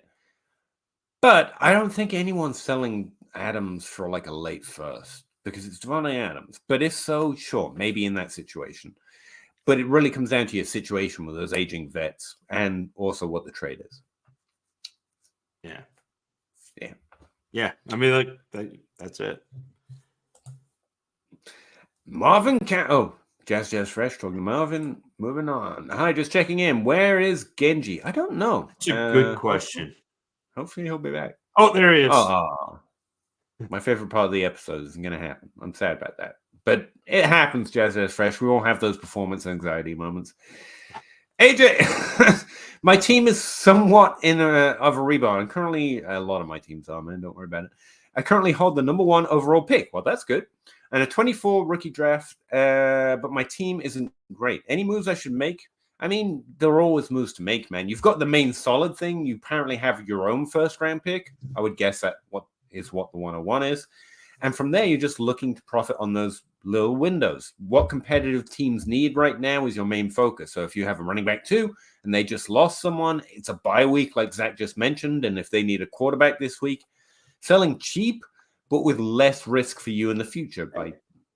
All those things. And the nice thing about being where you are, AJ, where you currently hold the number 1 overall pick, is you can, without any worry, trade away, if you're in a Superflex league, trade away your quarterback 2. Yeah, there's always a little extra value in a trade for you as well, because you're always decreasing your point, and that's always technically a plus on your trade. Yeah. And there are a couple of really solid there are 2 quarterbacks at least coming out in this draft in Caleb Williams and May that like you're already thinking like it's okay. You can trade away your QB2, you can get another pick.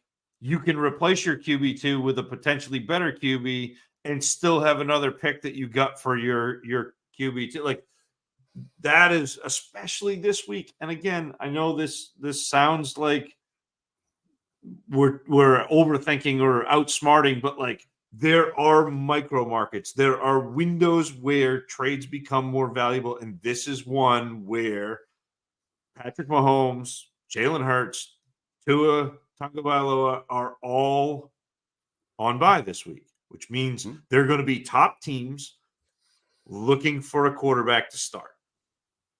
So you get an opportunity.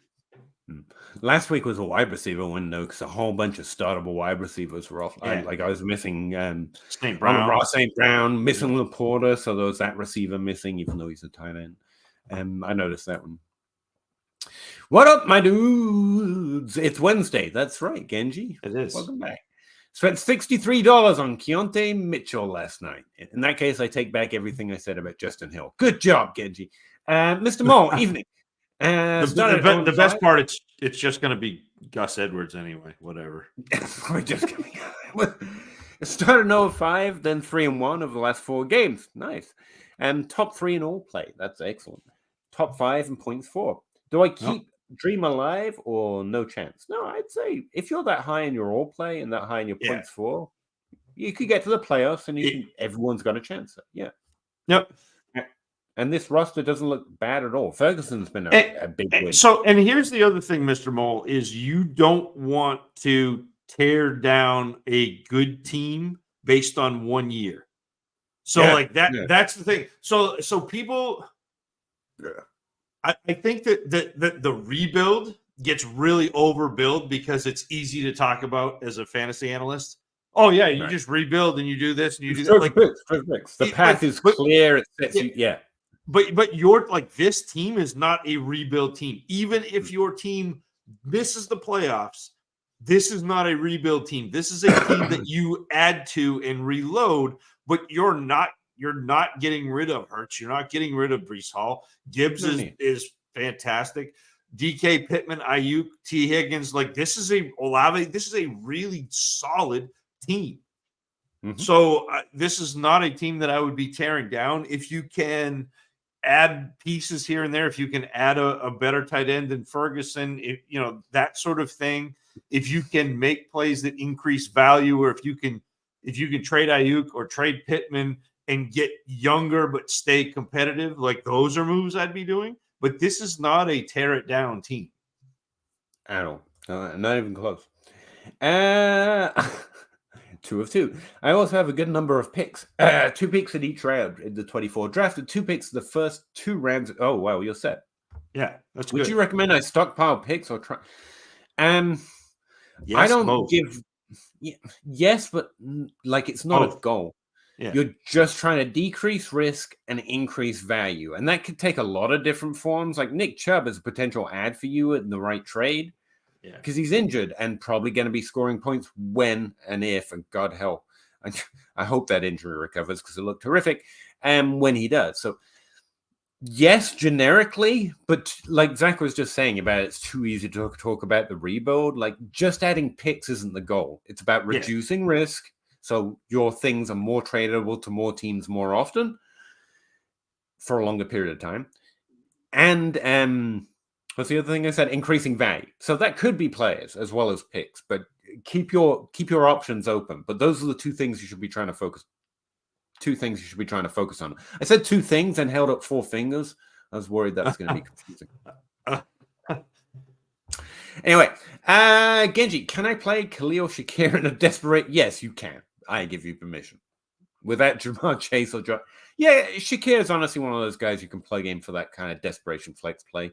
His role on the Bills is actually pretty solid. Obviously, he's distant 4th option in terms of overall touches, but it's a solid 4th option in terms of relative to other players on other teams that are the 4th options. Does that make sense? Yeah, his actually was all right last week. Yeah. And he's like, since Knox got hurt, he's actually he's seen a better target volume too, which is gross, but he has. Yeah, you can start Shakir in a whole bunch of situations, that one included. Scotchy, Smith, T, and a 24 first for T. Higgins. It's probably just a Smith too heavy, but it's Chase, so it's understandable, if that makes sense. Yeah. So I think it's Chase, but you're playing like the iron goddamn price, and I don't know I'd do that on any team that isn't. Yeah, that's a lot. I mean, this is one where if your starting requirements are small. So if this is like a start 7, right, like, because like there are some leagues that are like that where you're leagues. I mean, not even necessarily league size, yes, but like starting requirements where and yes, league size too. Both can have the same effect. Yeah. On the same page. I didn't mean just in a small league where everyone. No, I meant literally when it affects the upside you need from every player that you play. Yeah. Then it could be justified, but anything close to a 10-team, 12-team is probably just a smidge too much. But I wouldn't call you out for it. Like, you're getting chased. Okay. All right. 2 late seconds and 2 late thirds for Tank Dell. Yes, I would take Tank Dell. Yeah. Solid. Especially where they're late. He's talking to someone else, so I'm going to leave. I try not to read just down to Bob Douglas. When can we start talking about 24? Anytime you want, man. I just don't start my rookie evaluation until a certain point, so I can give the generic stuff a process that I approach it with, but I don't have any player analysis to add to it yet. Genji, I will start watching like earlier than I normally do just for you. It'll be another week or two, but I will start watching so we can start having some conversations. I will not. Would you guys take Marvin Harris 101 if you had Kyler and Anthony Richardson loads of life? Again, what I have doesn't affect who I would take. Again, that's the generic stuff again, so I'm probably not going to let that affect who I would draft. Yeah, and it's still probably, if it's a super flex league, it's still probably the quarterback. But man, Marvin Harrison is. I'm probably trying to try and trade Richardson for the 102 somehow. There you go. Yeah. I've got the 101 in 2 leagues. Nice. That's awesome. Or not nice, depending on whether you earned it or not. Fair. What do you guys think? Not much, generally. A whole bunch. How long you got? No, Tim, what did you say? You were about the Tank Dell trade. I like that trade a lot. I think Tank Dell is worth more than what we paid for him in his rookie draft. Seconds and thirds don't really add up. And like draft picks don't add up to be higher draft picks. 2 seconds isn't 1 first kind of a thing. And thirds are worth almost nothing to me. So 2 seconds is basically what this trade boils down to. If they're a building team, it makes sense. They're just trying to throw spaghetti at the wall and hope they catch a Tank Dell in a rookie draft. So I think it's fairly even trade. But in a vacuum, I just take the solid boat.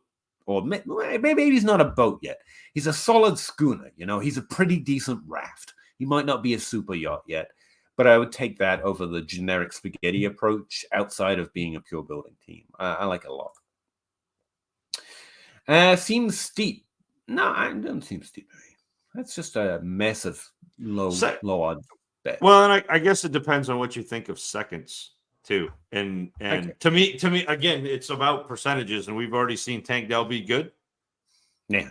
That's where it goes to. I'd rather take the guy who is good than the seconds who have a 25% chance of being good. We have it confirmed. Genji said he's definitely good. So we know now. Well, what kind of move, Kid Coop? I got. They're talking together again. Sorry, I don't mean to read you all. Gary, evening, fellas. Every season there is a player or two who come out of nowhere. Yeah, I think that's actually fairly accurate. There are always league winners, there are always those players. Almost no one expects those lower drafted players as well. I would draw the line of there isn't a Puka Nacua every year, a 3rd-round rookie pick who goes off for like top 10 production since 2001.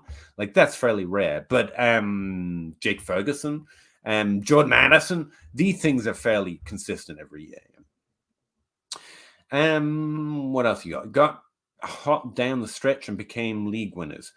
Oh, you're talking specifically about the end of the season. Yeah, tight ends and running backs, specifically where it's at, and also rookies. Those are the trends towards those players who drastically increase their points. It's because of injuries and also development into roles, which is why rookies come into it.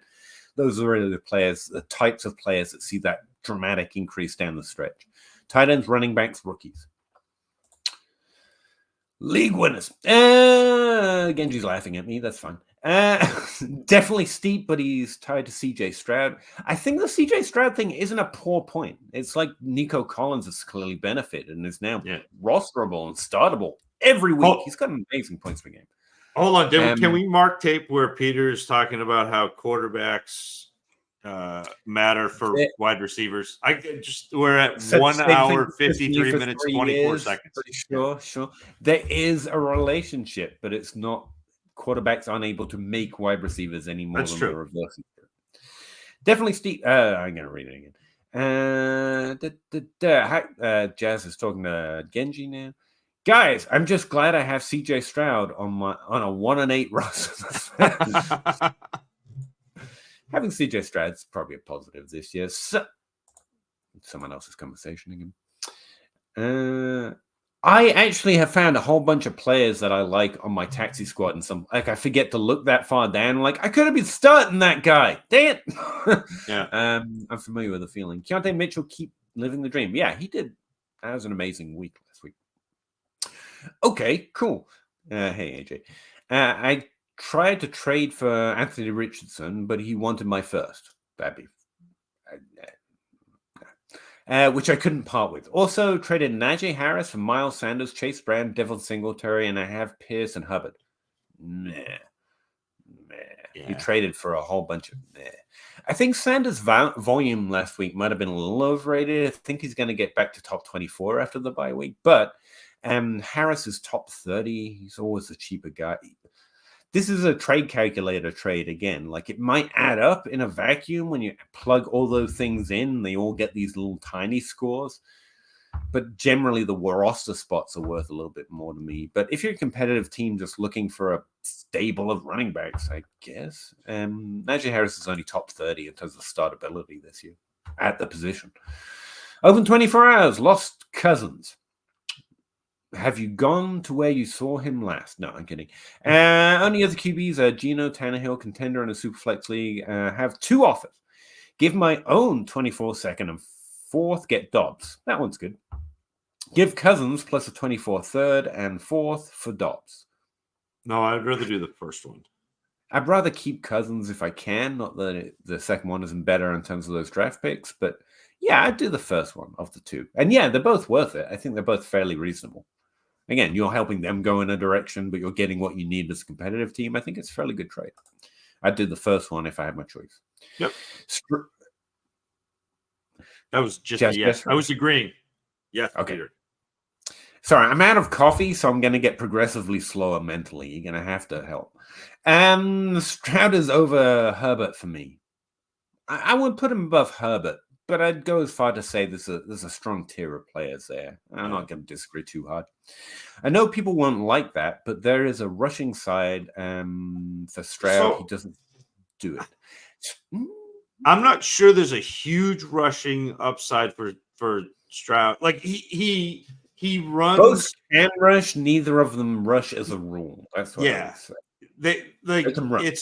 It's a running as the last resort. Like he's more than capable of dropping back in the pocket, deciding that things have broken down, that nobody's open, and I can get 12 yards. Like, he can do that, no problem, but he's not going to be the, 50, 60, 70 yards a game rusher, which is adds that ceiling. That makes sense to me. Scott Connor offering, if that makes a difference. Okay. Well, if it's Scott, you're probably losing the trade. Scott. I still would do the first one where you give the second. No, that makes sense. He's offering you this trade makes sense. He's a pretty decent guy. He's not trying to rip you off here. Put it that way. What Scott's trying to do is make a second for nothing. Like he picked Dobbs up off the waiver wire. He gets a second for nothing. But also, like, you can't get too into your head. Like, he made a good move. He got Dobbs off the waiver wire, and you need him. Like, it's fair. Yeah. To me, I mean, it's your team, man. Maybe he paid me to say that. He didn't. Trust me. But you have to make up your own mind, obviously. Okay, got it. Reduce risk and increase value. Yeah, just generally. I know those are 2 very broad concepts, but it does help me to have, like, an idea of what I'm trying to do when I'm assessing. And if you want to ask about specific trades, anytime, man, throw them our way. and that's like, I think, Peter, with breaking it down into like the simplistic things, it's a lot like Harstead doing the heuristics. Like, that's if you can have a kind of a rule of thumb that puts you in a direction that you're thinking about when you're doing this, AJ, you're going to be better off because you're going to at least have a direction that you're moving as opposed to just trying to scramble. So, like, I find that everything simplifies if I can have a generic idea. Won't answer every question. Sometimes I go completely opposite way, but it gives me a place to start from, and then you can assess from there. Only QBs I want over Stroud: Mahomes, Allen, Hurts, Burrow, Lamar. I would put Herbert above Burrow, and then I would have Lamar in that mix. But other than that, I would put Stroud slightly just above Burrow. But that's almost a line. I don't think there are any extra I'd add in there. Stroud is at the QB 6. Yeah, and I have a tier there too, so I'm pretty happy to dodge around with the order if we want to. But I just really like Herbert. I think he belongs very close to that top tier, even though he's not in. It's funny to me though. So we're listing all of these quarterbacks. Kyler Murray, all of a sudden, stands out as a huge buy right now before he comes back. And again, it's not to say that you're wrong, Genji, because you're absolutely right. And the same with you, Jazz. Like those are the quarterbacks. Like I could see Stroud being anywhere from 6, 7, like 8, depending on what you think of Kyler. But like he's maybe all the way up to 5. Like he's good. He's just really good. Yeah, my ranks are on DLF, which is paywall, but they're also pretty public if you know how to look. And I've had Murray there for a little while. Yep. Full disclosure. Drop 4 rest of season. I will not drop any of them. No, Addison, Flowers, or Spears. A-Chain is running back 3. And keeping A-Chain, keeping Flowers, keeping Addison. I'm probably dropping Spears if I have to choose between one of these. Yes. Pretty easily. No offense to Tajay, but yeah, I didn't hum and har at all, and I love humming and harring, so that's how easy it is. So is Quinton Johnston dead? Not dead. I mean, J-Mo isn't dead. He's less dead than J-Mo, but he's closer to J-Mo than he is Josh Downs. Yeah. If I have to painfully reduce JSN down to the point that Zach is disappointed in me, damn right I'm doing it with Quinton Johnston. Like he's below JSN, to be real clear. I appreciate that. I appreciate that we've gotten to this point at least, Peter. I mean, that's actually is a good starting point with JSN too. You got to remember that 70% sounds good, but 30% isn't a small percentage. And Mike Williams exists, and Pittman exists, even though he was injured. And these two guys don't have that excuse in their rookie year. And there are players. 30% of players are going to be better than they look. They're just remarkably hard to catch in the net. And some of them, Nico Collins belongs in that bracket. There was nothing for me to indicate he was in that Pittman bloody group, that 30% group. So, yeah, that's where they're at. But there's still infinite paths to positive outcomes. So you can still like the players if you like them. Well, you could do that anyway. But you know what I mean? 30% isn't a small percentage. It's just relatively lower odds bet, and there's a lack of commonality between them. Now, when you're doing actual player evaluation, Zach, for example, gets to look at JSN and goes, he's easily talented enough. He's going to be one of those 30%. Where I'm just an idiot who doesn't really have that. It doesn't even know where to find the games. I didn't even know this was an actual sport. I thought they just generated these numbers. I have a way to make that assessment, apart from my rookie profile. But again, the misses I've had recently doing that, Traylon Burks and Rashad Bateman and Rondell Moore, all of these guys are where I hummed and hard and hoped they could be part of that 30%. So it's not that I won't do it with JSN, but I'm going to look frowny face while I do it because so many of my best guesses of that 30% have missed. That's just what I know I can offer. The difference to me between JSN and the other guys that you mentioned, though, is it doesn't like JSN doesn't feel dependent on a coach doing the right thing with him, which Rondell Moore, that was the thing that we said coming out. Mm-hmm. That was the thing that we said with Burks is he's a little bit raw and you're going to have to use him, as a big slot and kind of manufacture touches because he doesn't always create and maintain separation. The thing we said with Bateman is he just does it. I don't know how he does it, but he does it. Like that was my comp for Bateman in my write-up was the Mona Lisa. Because you sit there and you're like, look, it's just a woman smirking. And then you sit there and you look longer and deeper and there's more to it. But he just kind of is, he does it. He's just there. But you could be reading too much into it. Yeah. And so like, but with JSN, it's like, no, he is he's a Jedi, literal. Well, but he's a slot receiver, but he is an uber slot receiver. He creates separation. He makes plays. He's got great hands. He's got good yards after the catch ability. He can score because he's quick enough off his slant. and has enough awareness of the boundary and has great feet. Like all of this, like to me, it's I will be a lot more surprised if JSN fails than I was with Bateman, with Quinton Johnston, with any of the like Quinton Johnston. That was like my write up with Quinton Johnston was, is this N'Keal Harry or is this Calvin Johnson? And I think it was with Quinton Johnston. It was everyone's looking for the next Calvin Johnson or the next 6'5".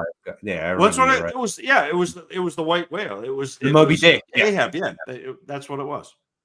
Yeah, all I know is I have to offer caution. Now, some of that comes down to how you play it. I'm going to describe him as a hold because I'm not going to panic sell him away if I have JSN.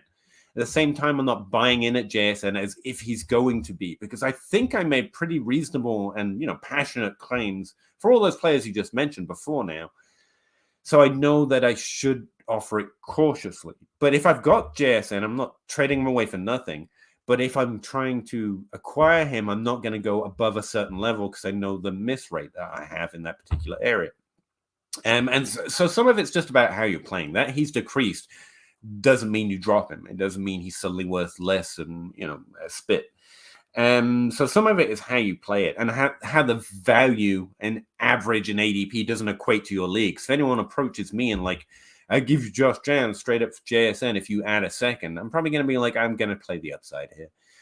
But if I'm doing rankings outright, I know to put JSN lower because, again, the miss rate. So how you play it is different than exactly what I'm talking about. But, there's a way to have your cake and eat it too in Dynasty if you try your best.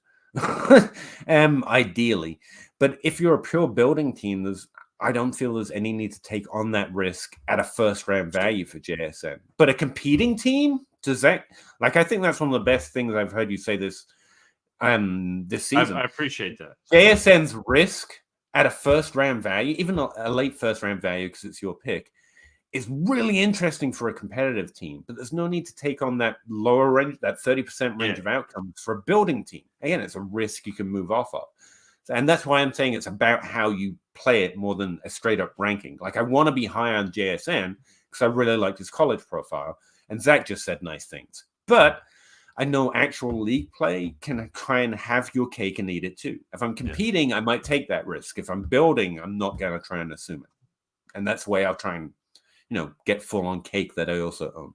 Wait, I should stop with the cake metaphor. Let's face it, it's not working. Stroud or Bijan and a 23-101. Stroud. Both. Wow. No, which one would you have drafted? Like if we could go back. We did this last one. Yeah, Stroud. Easy. Yeah. Sorry, I thought you were saying some reason I read that next year's pick. No, yeah, Stroud. It is super flex, easily Stroud. Bijan's one for like fit. Banana, man. Last month's ADP, they are back to back.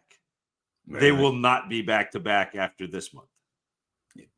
No, Bijan's falling. Stroud's easy. And man, Art Smith.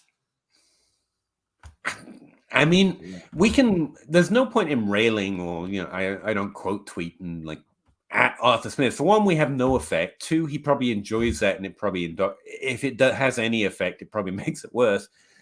And three, I play fantasy football. I don't have to take on this stress. Just know that coaches can do that, and there's literally nothing to stop him moving off outside of losing the job. And I'm typically not rooting for that to happen. And that has to affect Bijan Robinson's value because it just has to. It sucks, but that's what it is, and it should be Stroudy. Even if Bijan Robinson was, I'll go further. If Bijan Robinson was doing what he should and was for the first few weeks doing, Stroud should still be over him in a super flex. Like this is not rocket science. Like that high outcome quarterback or tight end outweighs even the high outcome running back in Dynasty because the value arc is longer, and that's just what it is. Not to rehash old Graham, Bijan Stroud, this is your order. That's funny. That was my first 5, not in that order, but that's my first I think 5. I moved Laporta up quite a bit, but yeah, like that's my pre-draft first 5. Oh, look at you go! Yeah, that's right. What's up? Every now and then, even a blind squirrel finds a nut. If you set the bar really low, you can just step right over it. It's nice. That's what I've found in my personal. I also traded Will Levis to get a 24 first. Good job. No, seriously, that was a good idea at any point. A first and a second. Yeah. Yeah, you did great. Yep. You did great, AJ. Yeah, your instincts on that one are definitely right. I tell you what, I keep wanting to say something like this, Genji, and then I get David Johnson fucking post-traumatic stress, and I'm like, no, don't do it. It was too good. It can't last. No. But I have him on competitive rosters, and I just keep like, oh, come back and do more. But yeah, I've got David Johnson PTSD. It's just not to joke about PTSD, by the way. Apologies. But that's my best description of it. Every time I look at A-Chain in my ranks, or I look at his value, or like 50 points per game of the first 3 weeks, I want to get so hyped for his return, and I'm like, chill. Maybe just chill. You know what the cool thing about Devon A-Chan is? Oh, A-Chan, that's right. Sorry. Do you know what the cool thing about him is? Is Raheem Mostert is the running back 2 right now. Yeah, that's true. Yeah. So, like, it's not just that A-Chan was efficient and it was like, oh, this is unsustainable. Like, this offense, that's what they're doing. Yeah. So I am a lot more confident in A-Chan coming back and being, I mean, obviously he's not going to be a 40-point a game fantasy producer, but coming back and being being a really nice player on your fantasy team that you could plug in as a flex play that you drafted in the second round of a rookie draft, and you're getting huge points. Like, yeah, let's go. I'm glad to hear that, Genji. Like, that was a good move this offseason, especially. Sent Justin Fields for him. Yeah. Oh, JMO is dead for sure. Yeah. He was dead before he came in. I got so much flack for that. He was not my guy. He was not my guy. Same. I'm also in a 16-man Dynasty league. That's a fun format, which is tough as hell. Nobody good is available. Yeah, the waivers just suck on that level. But that league may be dying potentially. I'm sorry to hear that. A lot of turnover, poor leadership. It happens. The good news is there's always another Dynasty league. If you're not enjoying the league, you can just leave as well. Like, that's a strong policy of mine. But if you're having fun, it's good. It is sad when the league ends, though, especially if you're enjoying it or you're just about to win. To be honest. Poor Bijan. Yeah, I do think he'll bounce back. He's more of a buy than he is a hold or a sell. But it's difficult to buy a running back in season who's starting. You know, reasonably, he should be in the top 12 this week. God knows what Arthur Smith. Jonas Smith is also going to start passing the ball next week, I'm pretty sure. If he keeps him healthy, I guess. I heard some paranoid, like maybe he's just keeping him healthy. I think that's given a little too much credit. But maybe, sure. Let's hope. See, the thing is, it's not touches, it's age that affects whenever they stop being good. Even a running back, I really don't think it's a touch thing. Arthur Smith is going to cryogenically freeze Bijan Robinson. Stop his aging process. Yeah. Not many people know that when you sign that contract in the NFL, they get permission to just freeze. It's just whatever. Yeah. Hopefully, we get Marvin Mims snaps this week. Yeah, sure, but at this point, it's Rashee Rice is the guy from that tier who's doing pretty well. Mims. So hold on, can you say that again? Rashee Rice. I missed that. Yeah. Oh no, thank you. I appreciate it. We'll check my ranks. Please, I seriously need him to be good. Okay, he's going to be great this week. Don't worry again. I mean, he is good. We got this. Yeah. I mean, Russell Wilson, honestly, no attempt to hold back on my complete lack of knowledge. Like, I'm honestly shocked that so much of Russell Wilson was being on the Seahawks. Like, I wouldn't have believed he was not capable of being competent, like above average competent on any other offense. Would not have believed you. Would have called you names for saying it. Fully shocked.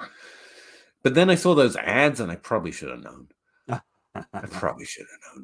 Okay, thanks for the advice, you all. No, more than welcome to it, man. Seriously, thanks for stopping by and giving us someone to talk to. We appreciate it. And subbed, and we'll definitely be tuning in future streams. Look forward to having you, man. And does it say anything when a rookie can't get on the field? I think so. I think especially at the receiver positions. Running backs, there's a lot more coaching decisions that go in mind. So, like, when a running back doesn't start until a player gets injured, I don't think that's them not making it on the field as much as a wide receiver earning reps, put it that way. But there's a sliding scale. And like I say with JSN, that's very much if the situation matters to getting on-field time, it's going to matter in the Seahawks when they have those two wide receivers. It makes sense, but there isn't a history of that being predictive, if you know what I mean. Players at the receiver positions typically earn their role more. But yeah, 12 teams start 8. Javonte Williams, Ridley Waller, mid-24 first, mid-24 second for Jefferson and Kmet. I would do that for Jefferson. If you can get that done. I don't Kmet seems like an I don't think you will. That feels like a. I know you said this before, but it's the trade calculator trade. Yeah. It adds up if you add all those little twos. Eventually, you can just trade waiver wire picks for Jefferson if you send enough of them. Not that you're doing that, Rayman. But I think that's honestly the way most people react when they see a trade with a lot of stuff for one, or in this case, two pretty good things, or one great thing and one pretty good thing. There's a psychology to Dynasty football. Someone should talk about that more. Gary Russell, good night, guys. Good night, Gary. Thanks for stopping by. Appreciate it, Gary. Giving up on this year only.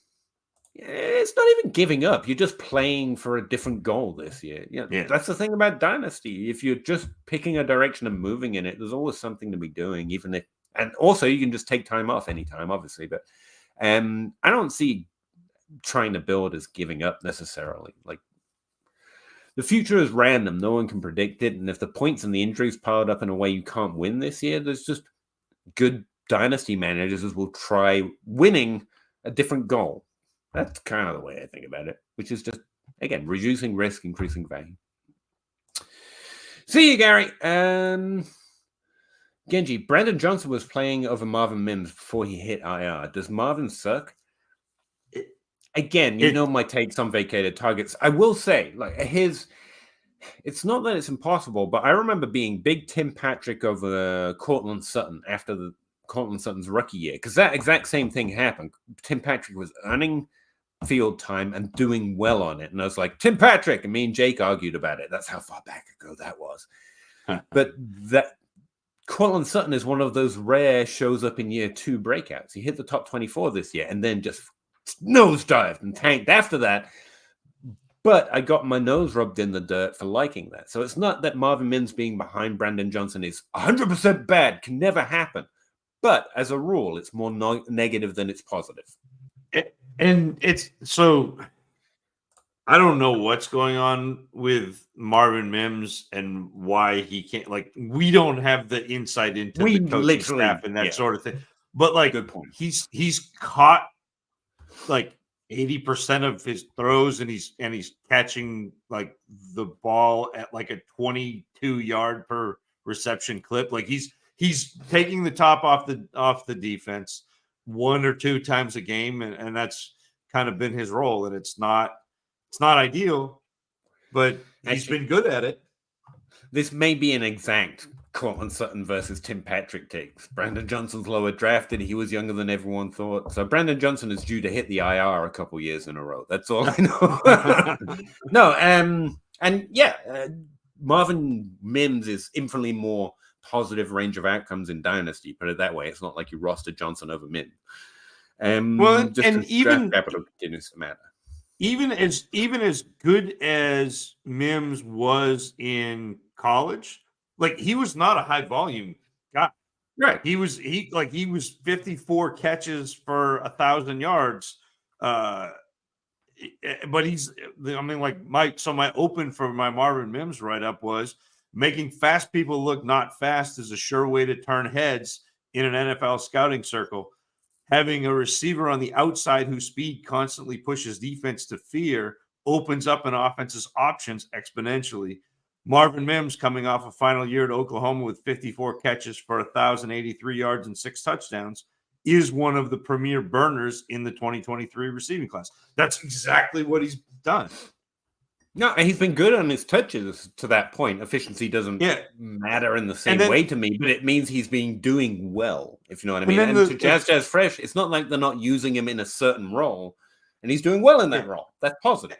And like my close to the Mims is the field stretcher profile is generally more valuable to NFL teams than to your fantasy teams. However, Mims can potentially grow into intriguing flex play with week-to-week big game potential. The ability to break off chunk plays and long scoring strikes has value. Like it's literally, we're here. This is what we're doing.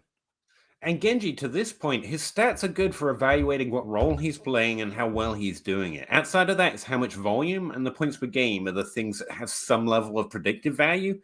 And again, we're still, even when you get to what Josh Downs is doing right now and what JSN has done right now, polar opposites almost. There's still a 70-30 split, so we know so little. And so don't be too scared. Just recognize that it hasn't been, phenomenal, but you can still like the player. God, every player is an individual at the end of the day. They're not going to be a previous player. Go back to Genji. If you don't want to use the small sample size of NFL, go back and look at what Marvin Mims did in college. For 3 years, he was averaging like 40 targets, but he was averaging 19 and a half yards of reception. Like this is what Mims does. Luke, I feel you so strong here. And to be clear, we're just talking about fantasy football. Like, it's not even the NFL. Yeah. To Luke's point here, it's like the team sucks, but many of these players have talent, obviously. It's just not coming together this year, and sometimes it just doesn't like that. You can still have hope. Like, when you're doing player evaluation, I think it's a different thing versus valuing risk tolerance and dynasty value, which has got nothing to do with the NFL, really. It's got more to do with your league mates and when and won't they tilt. Just the 19.8 ADOT tells you you're dealing with a small sample, by the way. Like, that's not a stable ADOT. But he's doing well in this very particular role. To Jazz Fresh's point, if you break down the packages, 2-man, 3-man, when it's 11 personnel and 12 personnel, he's got a very specific role, and they want to use him there.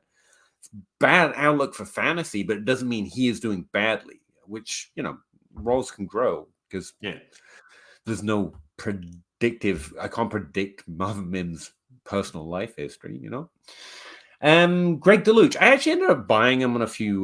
When I couldn't get other trades done, I tried to look for trades that were bad, but I thought were better maybe than average thought. So I added Greg DeLuch to a first and traded like Cooper Kupp, which is a terrible trade. But I hope Greg DeLuch was going to do something better in this great tight end year, but got injured. And so maybe I have a little more hope for it in the tank than some. I actually ended up adding them in a few building teams. What is dead may never die. True. Cody Lattimore just stayed on the bottom of my roster for years, by the way, talking about what is dead can never die. Definitely he was good in college in a very specific. There was a limited volume role too.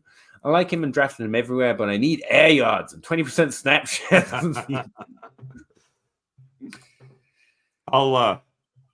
I think for the value he's at right now, I like adding those.